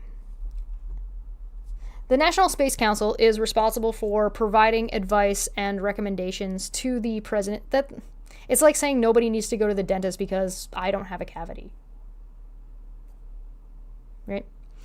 The National Space Council is responsible. It doesn't matter what Obama wants. Obama's not in office and can't be. That he's not allowed. There are rules. But maybe Marcy can come on sometime. I don't want to get too distracted. I'm down to have this conversation. I think this is a great conversation we can have. You guys can have it in the thing. So please do not feel like I am ignoring you. I am more than happy to have this conversation, but I need to get through this. So as we go through this, we can come back. So please continue the conversation in the side chat, by all means. I'm going to keep reading, so don't feel like I'm ignoring you. I am definitely keeping an eye on what you guys are talking about. I'm more than happy to address and discuss. We need to get through this. I believe in us. We can do it. And I know that I am looking for any excuse to not continue reading this. National Space Council, the NSPC. The National Space Council is responsible for providing advice and recommendations to the president on the formulation and implementation of space policy and strategy.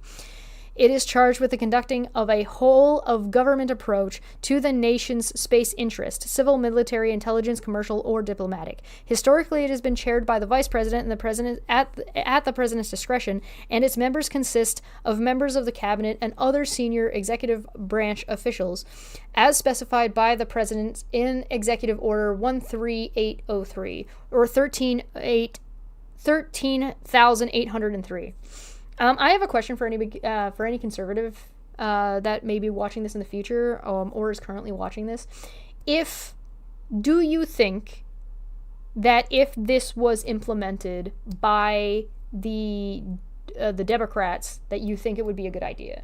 If the Democrats put forward the concept that we're going to remove anybody who out of the White House and out of any offices related to governance that have any opposing view to ours as soon as we get into office, do you think that would be a good idea? I'm just curious to know.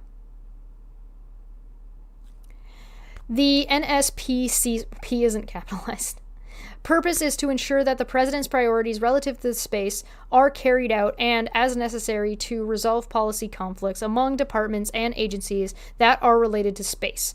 Space projects and programs are risky, complex, expensive, and time-consuming. Although commercial space innovations are lowering costs and accelerating schedules, nevertheless, you know what? I want a citation on that. Where's my sticky notes? Sticky notes.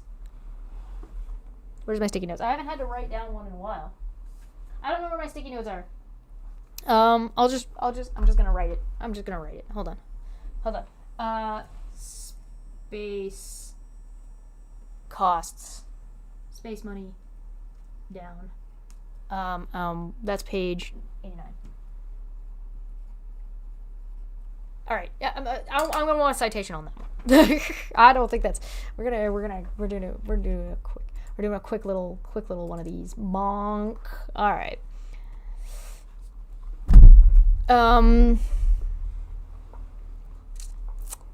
Nevertheless, while fiscal discipline should not be ignored, long-term policy stability is crucial to investors, innovators, industries, and agencies. Policy stability is easier when policies and programs are aligned with long-term national interest as opposed to those of particular advocacy groups or political factions. The Trump administration's major space policies include the U.S. Space Force, the Artemis program to land the next American on the moon, and support for a strong commercial space sector. Have endured under Biden administration. Major challenges remain in implementation and regulatory reform to keep up with rapidly evolving space markets and competitors.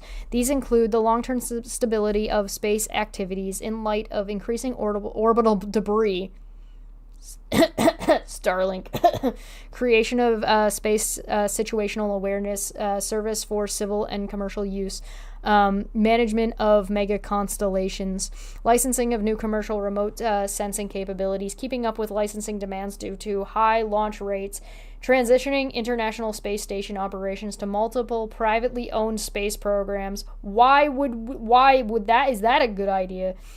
And most important, accelerating the acquisition and fielding of national security space capabilities in response to an increasingly aggressive China. The Vice President should have a clear understanding with the National Security Advisor and the White House Counsel that they and their respective staffs will work within the White House to determine the scope and leadership of policy reviews that can overlap multiple areas of responsibility. A similar understanding is necessary with the head of other policy councils such as the NEC, DPC, and National Science and Technology Council, NSTC.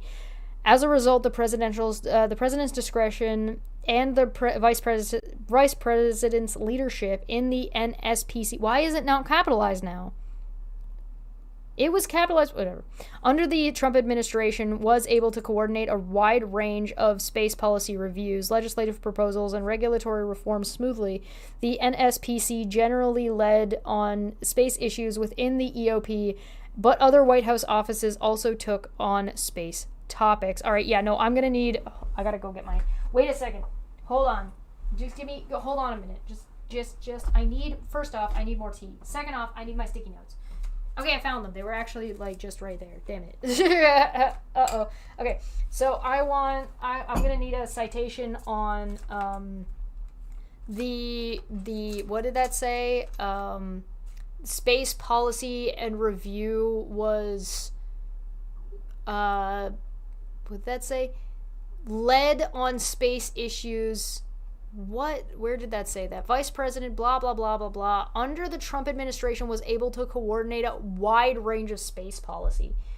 Wide range of space policy. And this is page 89 through 90. Okay, I'm gonna put this is going on the wall. It's going on the wall. The wall is getting bigger, guys. It's going on the wall, and I'm putting some hot water on. Give me a sec.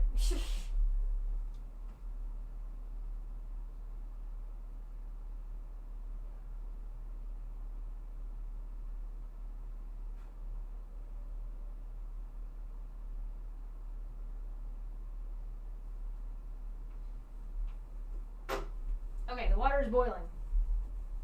Let us return while that happens. Space. Okay. The NSPC generally led on space issues with the EOP, but other White House offices also took on space topics. As a member of the NSPC, and in coordination with other members, the Office of Science and Technology Policy Development developed a national space weather strategy, research and development R&D plans to mitigate the effects of orbital debris, and protocol for planetary protection to avoid biological contamination of celestial bodies. The Council of Economic Advisors did research on economic benefits of space property rights, and OMB's Office of Information and Regulatory Reform updated and streamlined commercial launch licensing and commercial remote sensing satellite rules. During the Trump administration, if a topic was purely military, such as standing up the U.S. Space Command, the NSC took the lead. If a topic cut across military, civil, and commercial sectors, as was the case with cybersecurity in space, the NSPC and the NSC would co-chair the policy review groups. Trusted collegial relationships across the U.S. House complex are critical to successful space policy development, implementation, and oversight. Nowhere is more important than the relationship between the NSPC staff and the OMB staff, who oversee civil and national security related space spending. Teamwork between the NSPC and OMB staff can communicate clear presidential priorities to departments and agencies, facilitating smooth development of the president's budget requests. The NSPC and OMB have many opportunities to collaborate in promoting presidential priorities while finding offsets in lower priority programs and funding lines. Okay. Office of Science and Technology Policy, or the OSTP. The White House Office and Science and Technology Policy, OSTP, was created by the National Science and Technology Policy Organization and Priorities Act of 1976. Before its creation, President received their advice and counsel on such matters through advisors and boards that had no statutory authority. The director of the OSTP is one of the few Senate-confirmed positions within the executive office of the president. Consistent with other laws, the president may delegate to the director of the OSTP directive authority over other elements of the executive branch. Either the EOP policy officials and the organizations such as the NSC and NEC are formally only advisory, with relevant agencies' directives issued by the president. The OSTP's function, as contained in the law, are to advise the president of scientific and technological considerations, evaluate the effectiveness of the federal effort, and generally led the coordinated and federal department's R&D programs. If science is being manipulated at the agencies to support separate political and institutional agendas, the president should increase the prominence of the OSTP's director, either formally or informally. What, like the earth is flat? What the fuck? No, this is a dig at climate change. Oh, by the way, we got a climate change advisory under the last video. It's just because of course we did. I don't mind those, by the way. I think they're great. They usually just confirm the thing I was saying. This would elevate the role of science in policy discussions and subsequent outcomes and theoretically help to balance out agencies like the Department of Energy, State and Commerce. Departments of Energy, State, and Commerce, and the Environmental Protection Agency and Council on Environmental Quality. The OSTP can also help to bring technical experience to regulatory matters in support of OMB. The OSTP should continue to play a lead role in coordinating federal R&D programs. Recent legislation, especially the CHIPS and Science Act, has expanded federal policy and funding across the enterprise. And there is a need for more significant leadership in the area. Both I've gone cross-eyed to ensure effectiveness and avoid duplication of effort. As befitting its location in the White House, the OSTP must be concerned with advancing national interests and not merely the parochial concerns of the departments, agencies, or parts of the scientific community. During the Trump and Biden administrations, there has been a bipartisan focus on prioritizing R&D funding around the so-called industries of the future, IOFTF. Under former President Trump, under current felon Trump, the reason I'm picking on that is because this is a technical document, and it's a technical document full of propaganda, and one of the pieces of propaganda is referring to Trump as the president when he is not the president. I just wanted to point that out. That's why I'm picking on that every time. Honestly, it should be another drink trigger. IOTF priorities were artificial intelligence, AI, quantum information science, or QIS, advanced communications, 5G, advancing manufacturing, and biotechnology. Under President Biden, this list has been expanded to include advanced materials, robotics, battery technology, cybersecurity, green products, and clean technology, plant genetics and agricultural technologies, nanotechnology, and semiconductor and microelectronics technologies. These priorities should be evaluated and narrowed to ensure consistency with the next administration's priorities. So they're like, get rid of agriculture, plant genetics, and clean technology, and green products, and all of that stuff, and robots, because robots are taking our jobs. Okay, yeah, sure. Given a long list of priorities, coordinating efforts across agencies and measuring success are extremely challenging. No, it's not. That's only difficult if you're disorganized. That's just not true. This is just a false statement. You can have a long list of priorities, you just need to have your priority list prioritized. Anyway.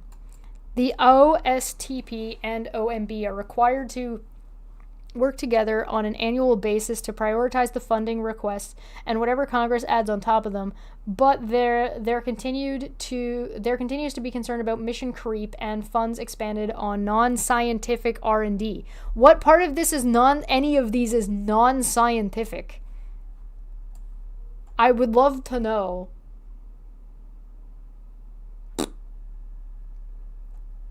Hard C. I'll try again next time it comes up. These priorities should non-scientific, blah blah blah. The president should also issue an executive order to reshape the U.S. Global Change Research Program, the USGCRP. Oh, by the way, speaking about economics, about whether or not something is a country has a successful current economy, or whether or not it's successful, or whether it's growing, or whether it's I've said before, and I'll say it again, you need to measure that by your working class. If you're not measuring it by your working class, then you're not actually measuring the real economy. You're measuring the amount of income your country has, and those are not necessarily the same thing. I've talked about this before, so I'm not going to go into it again. Go watch another one if you want me to see me talk about that. And related climate change research Climate Change Research Program, or the USGCRP, and related climate change research programs. The USGCRP produces strategic plans and research, for example, the National Climate Change Assessment, that reduce the scope of legally proper options in presidential decision-making and in agencies' rulemaking and adjudications. Also, only these bad things that we don't want. Also, since much environmental policy making must run the gauntlet of judicial review, USGCRP's actions can frustrate successful litigation defense in ways that the career bureaucracy should not be permitted to control. See, what did I say? The process for producing assessments should include diverse viewpoints.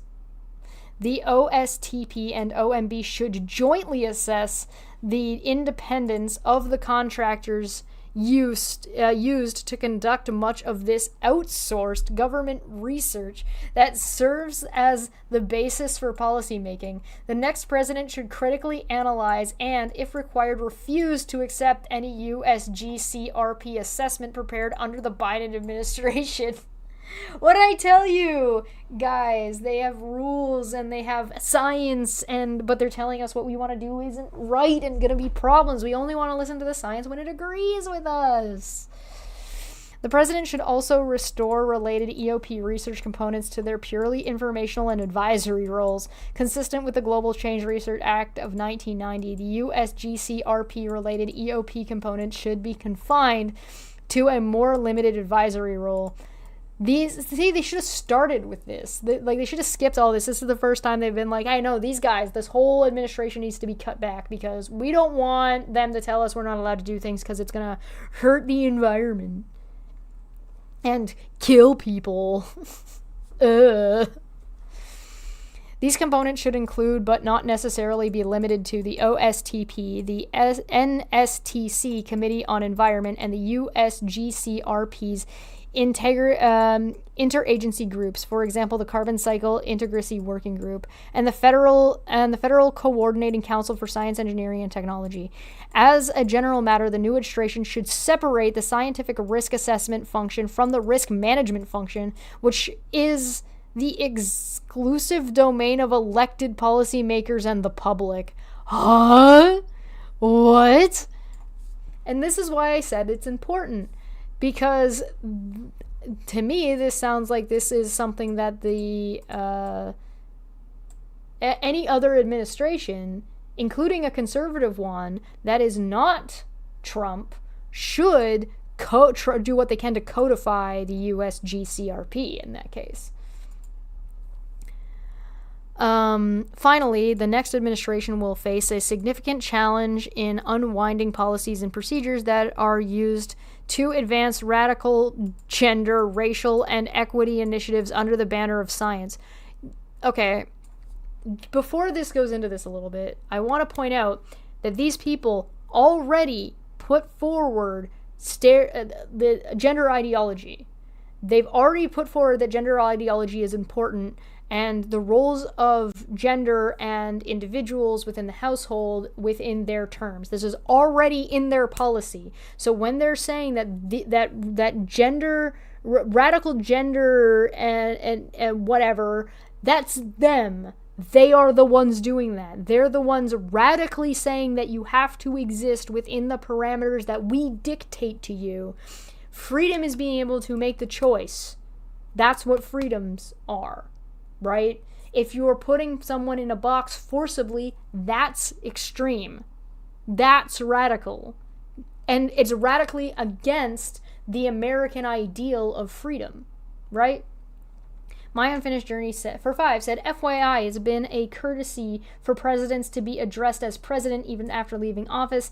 It's new for MSN to say former president. See, yes, but technically, no. We discussed that last time. I'm just going to boop. Thank you very much. I appreciate you.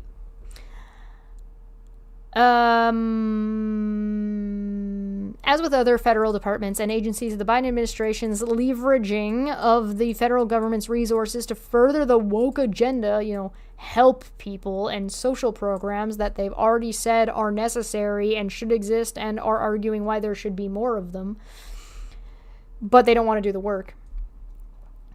Should be reserved and reversed and scrubbed from all policy manuals, guidance documents, and agendas, and scientific excellence and innovation should be restored to the OSTP's top priority.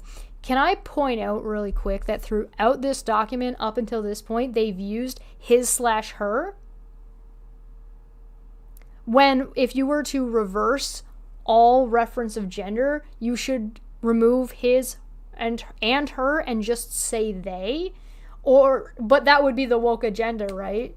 So they're actually, like, this document is utilizing gender affirmation and inclusion, just not as much inclusion,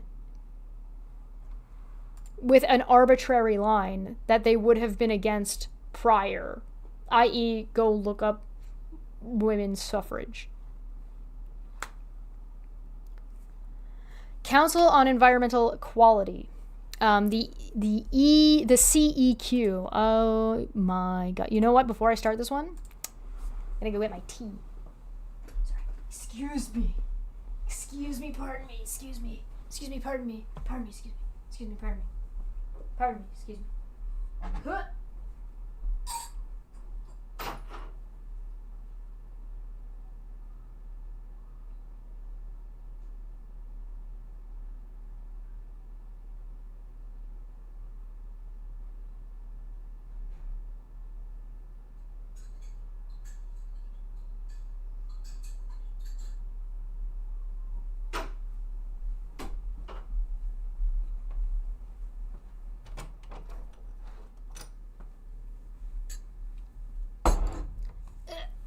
There we go. Sorry. There we go. I'm back.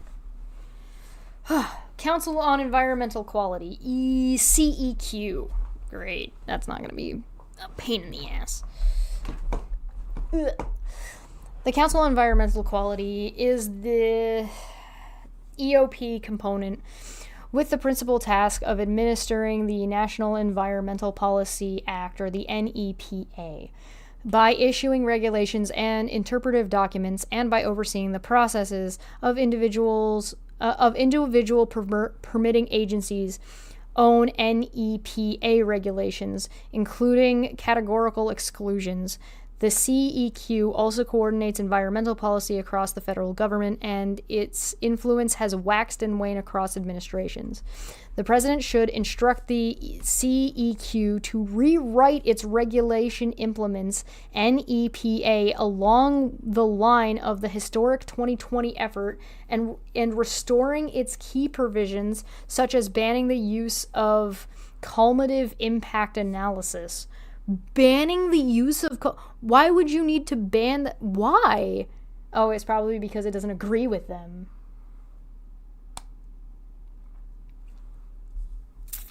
Wacky tobacco, man. Ugh. FYI, presidents committing treason is also new. Yeah, fair enough. Fair enough. The president... This effort should incorporate new learning and more aggressive reform options that were not included in the 2020 reform package, with the overall goal of streamlining the process to build on the Supreme Court's ruling that the CEQ's interpretation of the NEPA is entitled to substantial difference. It should frame the new regulations to limit the scope for judicial review of agency NEPA analysis and judicial remedies, as well as to vindicate the strong public interest in effective and timely agency action. The Federal Permitting Improvement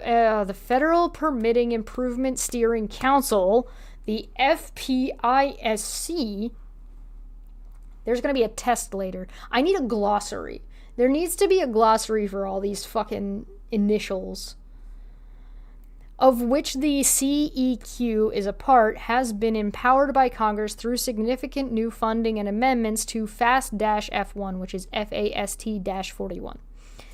The president should build on this foundation to further empower the FPISC by making its executive director an EOP appointee with delegated provincial directive authority to executive branch permitting agencies. For instance, the implementation of Executive Order 13807 or 13,807's one federal decision revealed many ways that the system established by Executive Order, which is now EO. Look at this. Executive Order EO. Please, a little bit of consistency, I beg of you. Please. 13807 or 13,807 can be improved. The new president should seek to issue a new executive order to create executive order, and now this time it's like, I understand why it's not capitalized because this is like a title, but for fuck's sakes.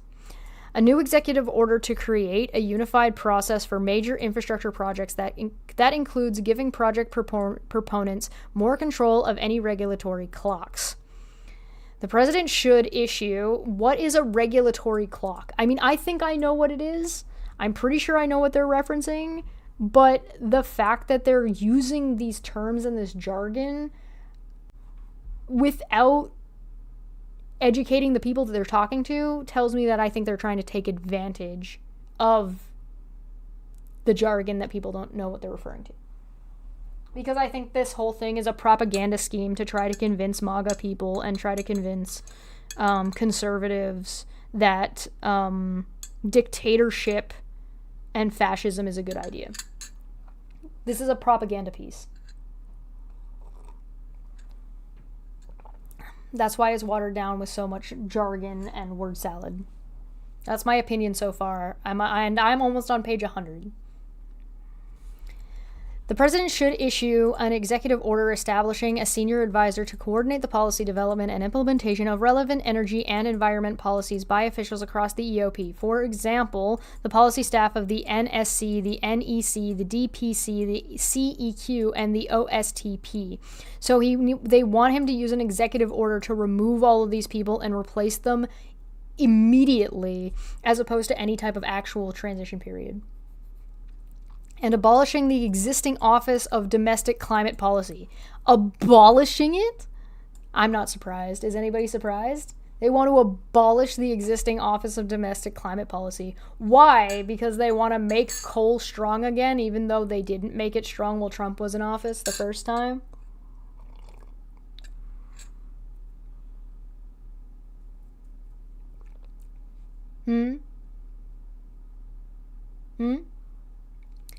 The senior advisor would report directly to the chief of staff. The role would be similar to the role of that of Brian Deese and George Podesta, John Podesta, had in the Obama White House. This energy/environment coordinator would help to lead the fight for sound energy and environment policies both domestically and internationally. Oh, yeah. You know, international domestic policy, environmental policy, cough cough the Paris Accords, cough cough everybody ignoring and laughing the fuck at Trump, cough cough. The president should eliminate the Interagency Working Group on the social cost of carbon, or the SCC, which is co-chaired by the OSTP, the OMB, and the CEA, and by executive order should end the use of SCC analysis. Why? So now that they've actually described things that they want to abolish and they want to get rid of, they're not elaborating as to why these agencies should be removed and these people left jobless and these things being no longer addressed by the White House or by government. Why? And the fact that they're not telling you why should tell you everything you need to know. They were fine with elaborating all these things that they thought they needed and why they thought they needed them at nauseum, and yet here we are. They finally present something that they want to remove and they want to abolish 93 pages in, and they don't explain why. They just say they want that. Finally, the president should work with Congress to establish a sweeping monetization of the entire permitting system modernization. Finally, the president should work with Congress to establish a sweeping modernization of the entire permitting system across all departments and agencies that is aimed at reducing litigation risk and giving agencies authority to establish programmatic, general, and provincial permits. Office of National Drug Control Policy. Wow, yeah, they really didn't say dick shit. They were just like, fuck the environment, and that's it. Okay. Office of National Drug Control Policy, or the ONDCP. Congress created the Office of National Drug Control Policy, or the ONDCP, through the Anti-Drug Abuse Act of 1988. To serve as the coordinative auxiliary for the president on all matters related to drug policy. The next president's top drug policy priority must be to address the current fentanyl crisis and reduce the number of overdoses and fatalities. The crisis resulted in the deaths of more than 100,000 Americans in 2021. Do we need a citation that? It's probably right, but I feel like it's one of those things where, okay, yes, context please. So 100,000 deaths 2021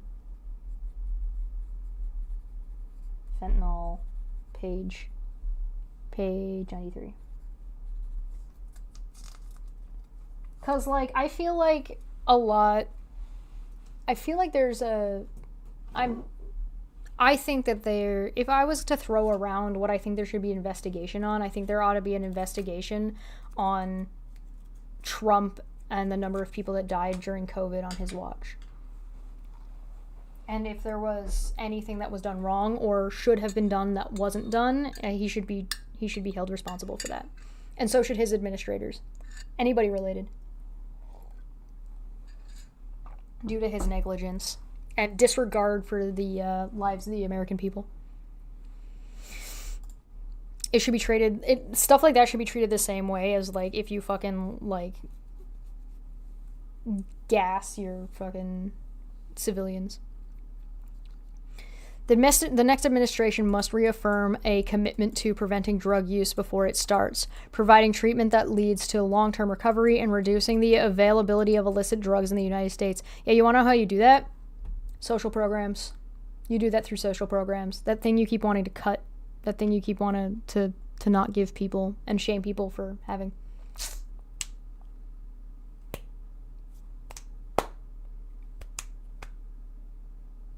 You should rewrite this whole thing, make it 5 pages long and make it make sense.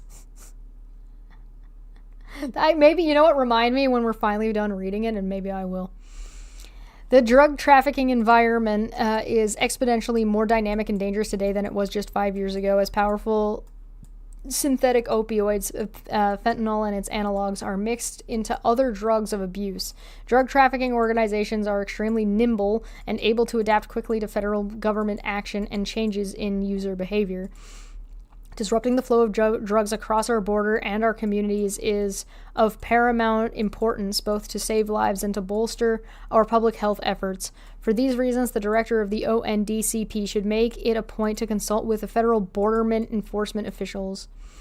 The National Drug Control Program agencies represent a total of $41 billion in the fiscal year of 2022, whereas the position of overseeing budget activities in traditionally held by career officials is imperative that the political appointee lead the ONDCP budget office to ensure coordination between the OMB program associate director and the ONDCP budgetary appointee. You notice how every time there's like, hey, this is a social program and this is something that will help people, we really need to make sure our budget guys are on this. Like the budget, everything's got to go through the budget guys. Because we don't want to spend money on the people that pay the taxes so you can spend the money on making their lives better, right? We wouldn't want that.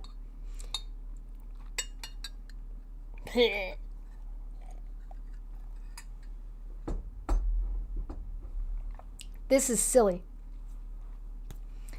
The ONDCP grant-making activities have been controversial over the years, particularly with conservative administrations concerning that the White House lacks the expertise to oversee such programs directly. The ONDCP administers two grant programs, the Drug-Free Community Support Program and the High-Intensity Drug Trafficking Areas Program.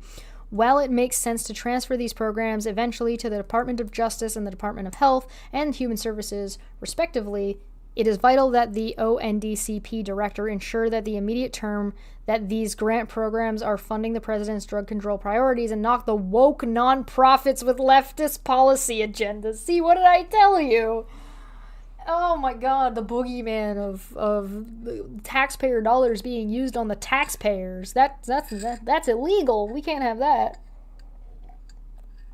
Thus, the president must ensure that the ONDCP is managed by political appointees who are committed to the administration's agenda and not acquiesce to management by political or career military personnel who oversaw the prior administration's ONDCP. General Policy Council, GPC. The president should immediately revoke Executive Order 14,020 or 14020 and every policy, including sub-regulatory guidance documents, produced on behalf of or related to the establishment of promotion of the Gender Policy Council and its subsidiary issues. Abolishing the Gender Policy Council would eliminate central promotion of abortion health services, comprehensive sexuality education, and the new woke gender ideology, which has a principal tenet of gender-affirming care and sex change surgeries on minors. No, it doesn't! Oh, here we go. Oh, we hate anybody who doesn't fit in our box. And women should be forced to give birth because women don't matter and aren't people. Yay! I love it when women aren't people. That's my favorite. In addition, nobody clip that. Don't do this to me. In addition to eliminating the council, developing new structures and positions will have the dual effect of demonstrating that promoting life and strengthening family is a priority, while also facilitating seamless coordination and consistency across the U.S. government. Oh, yeah? I have a solution. Let's just abolish gender altogether. Yeah, there we go. I'm with Hawkskull. Problem solved. Genders just don't exist anymore. In any meaningful way. Women equal incubators, and I totally clip it. Son of a bitch! Son of a bitch! I've been betrayed. This is silly. Anyway, if you're a woman, get fucked. And if you're not a straight white man, get fucked.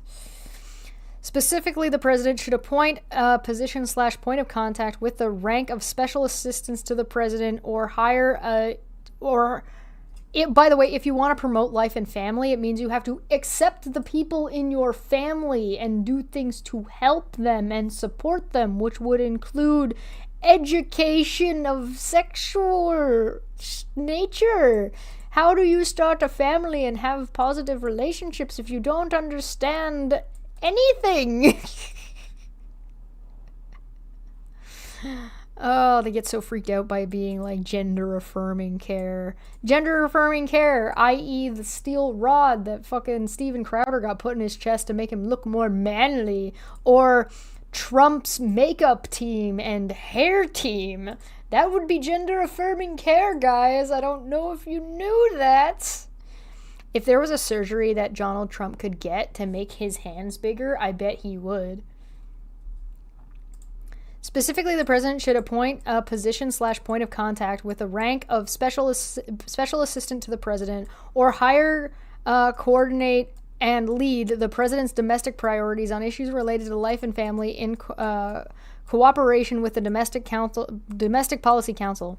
This position would be responsible for facilitating meetings, discussions, and agreements among personnel, coordinating administration policy, and ensuring agency support for implementation and policies related to the promotion of life and the family in the United States. They said at the beginning of this fucking thing that families are not the government's focus on family shouldn't be about telling the family what to do. The government should get out of that. And now here they are being like, oh, make the government good again. Hi,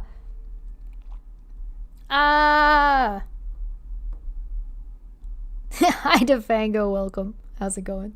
Good to see you. Yeah, as a Canadian, I wouldn't get it. I'm too much of a let people fucking live their fucking lives. They're not bothering anybody else. Who gives a shit? Office of the President, or OVP. The Vice President is elected to the second highest office of the nation and plays a constitutionally vital role as a president in waiting. I know that's fine. I just think it sounds funny. The Vice President is also the President of the Senate. The President of the Senate and is charged with breaking tie votes in that body. In recent years, the Vice President has been granted office space in the West Wing and the Eisenhower Executive Office building. The OVP is another one of the levelers that the president should use to execute his agenda.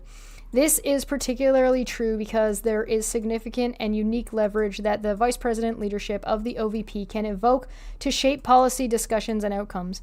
Every other appointed White House official serves at the pleasure of the president, whereas the vice president elected and the process for filing vaccines in that Article 2 constitutional office, which includes confirmation of the replacement vice president by the majority of the House of Congress, is governed by the 25th Amendment.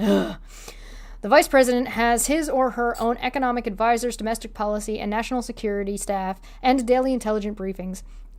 The vice president should fill his or her office with strong and sound policy minds to effectively assist the president in fulfilling his agenda. Oh, Defango, by the way, do you like my Tim Pool hat? Do you like it? I think it's appropriate. I'm just having a goof. The vice president has his or her own economic advisor. I just read that. The vice president is also a statutory member of the National Security Council. In theory, in light of the fact that the vice president is a member of the Smithsonian Institution Board of Regents, there is nothing to prevent Congress from assigning the vice president's additional statutory duties. All of the compound councils and offices discussed in this chapter include real policy development and implementation authority, and a robust OVP should be able to fully integrate into all policy formations and procedures. Only a vice president who is deeply seated in the inner workings and the interagency and policy council can offer useful advice and prove helpful in accomplishing the president's agenda. Otherwise, we hang him. It is also obvious in view of the fact that many former presidents have gone on to be elected president in their own right that the vice president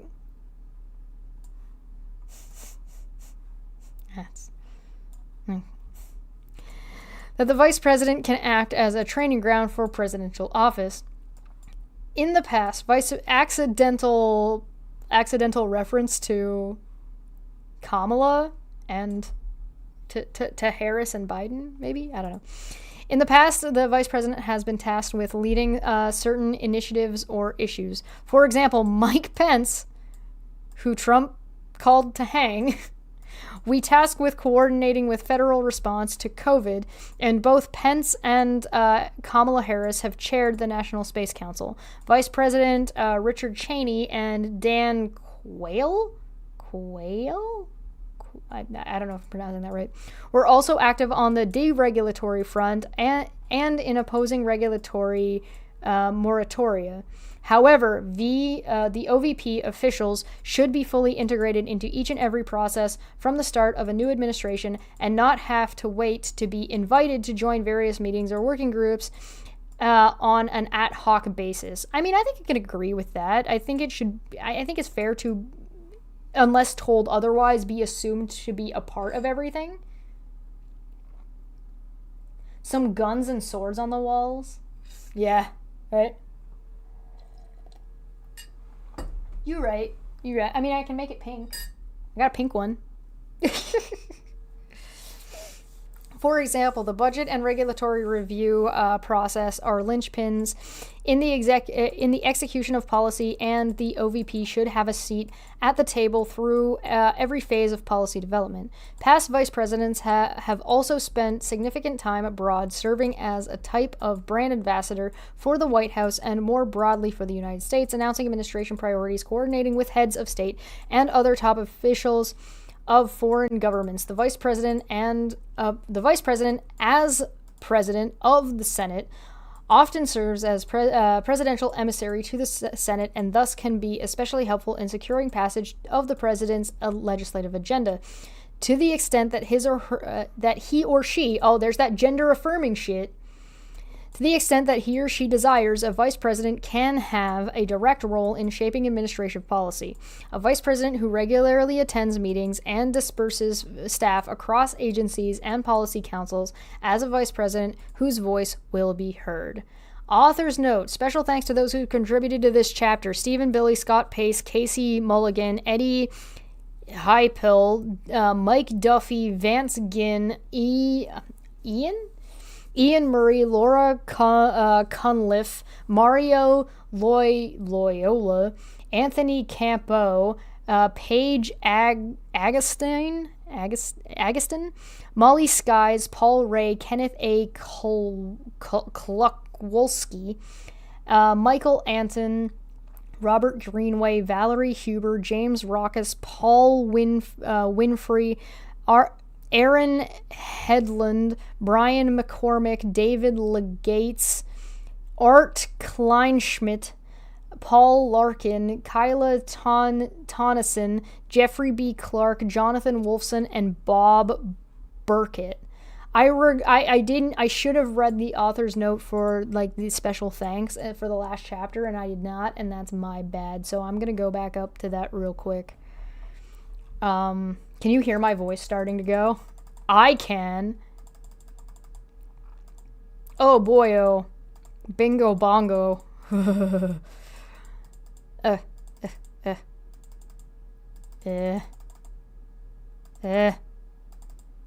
we go, chapter 2. Author's note. Special preparation for this chapter was a collective enterprise of individuals involving the 2025 Presidential Transition Project. All contributors to this chapter are listed at the front of this volume, but Edwin Meese III, Donald Devine, Ambassador Andrew Bremberg, and Jonathan Bronsky deserve special mention. The author alone assumes responsibility for the content of the chapter, and no views expressed herein should be attributed to any other individual.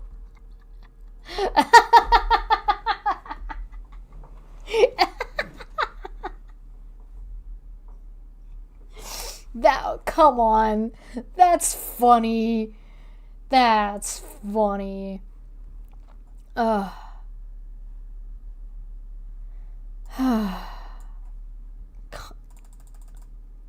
where are we at? 90. We're near. Yeah, here we go. Guys, we made it to page.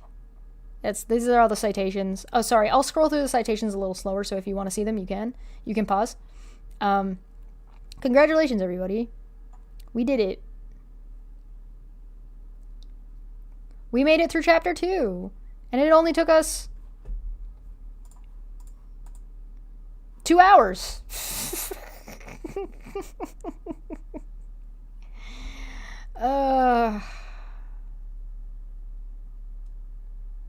I do like that there's references to the executive orders that they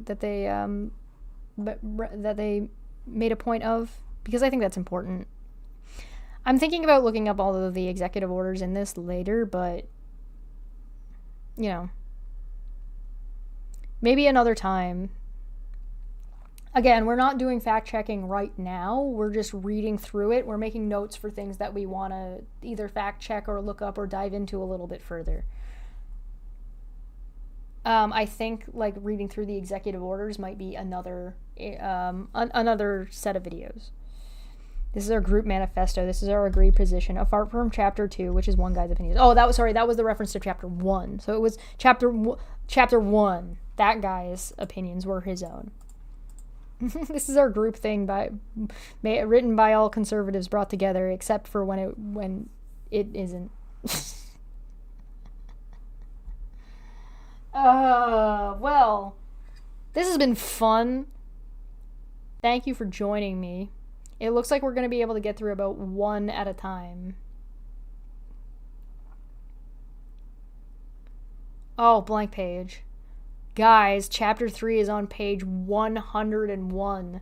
So if you are following along at home, this is the PDF. You're welcome to check it out yourselves. I do believe I linked it in the description, but if I did not, I'm putting it in here so you guys can see it as well.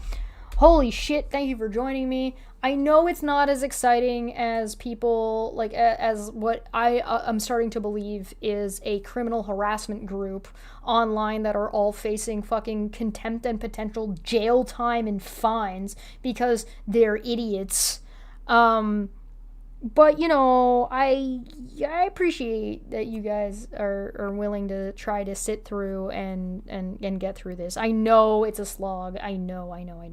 I'm sure not just left-winged, central, or right-winged people view this as a slog.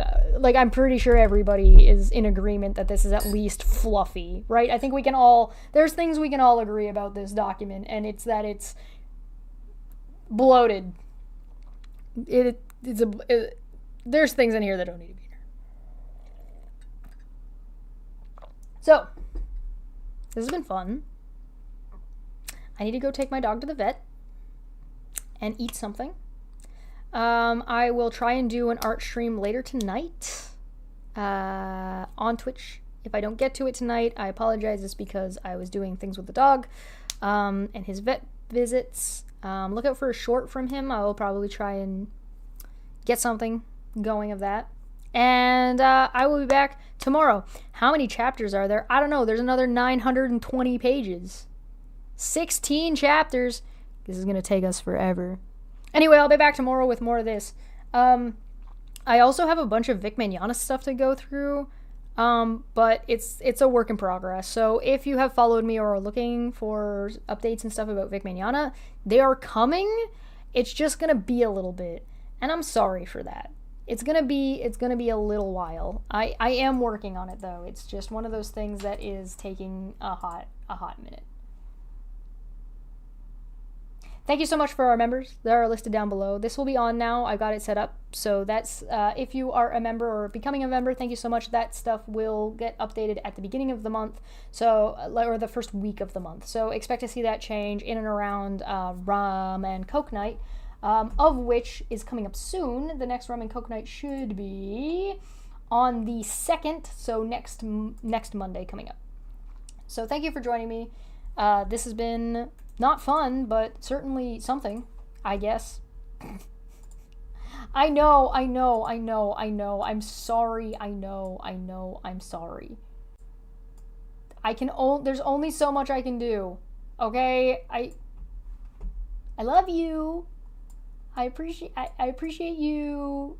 Thank you. I'm sorry. Goodbye.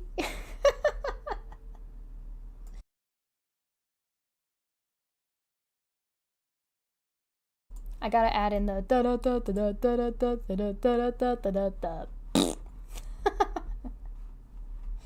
I'll do it manually. Fuck it, we'll do it live.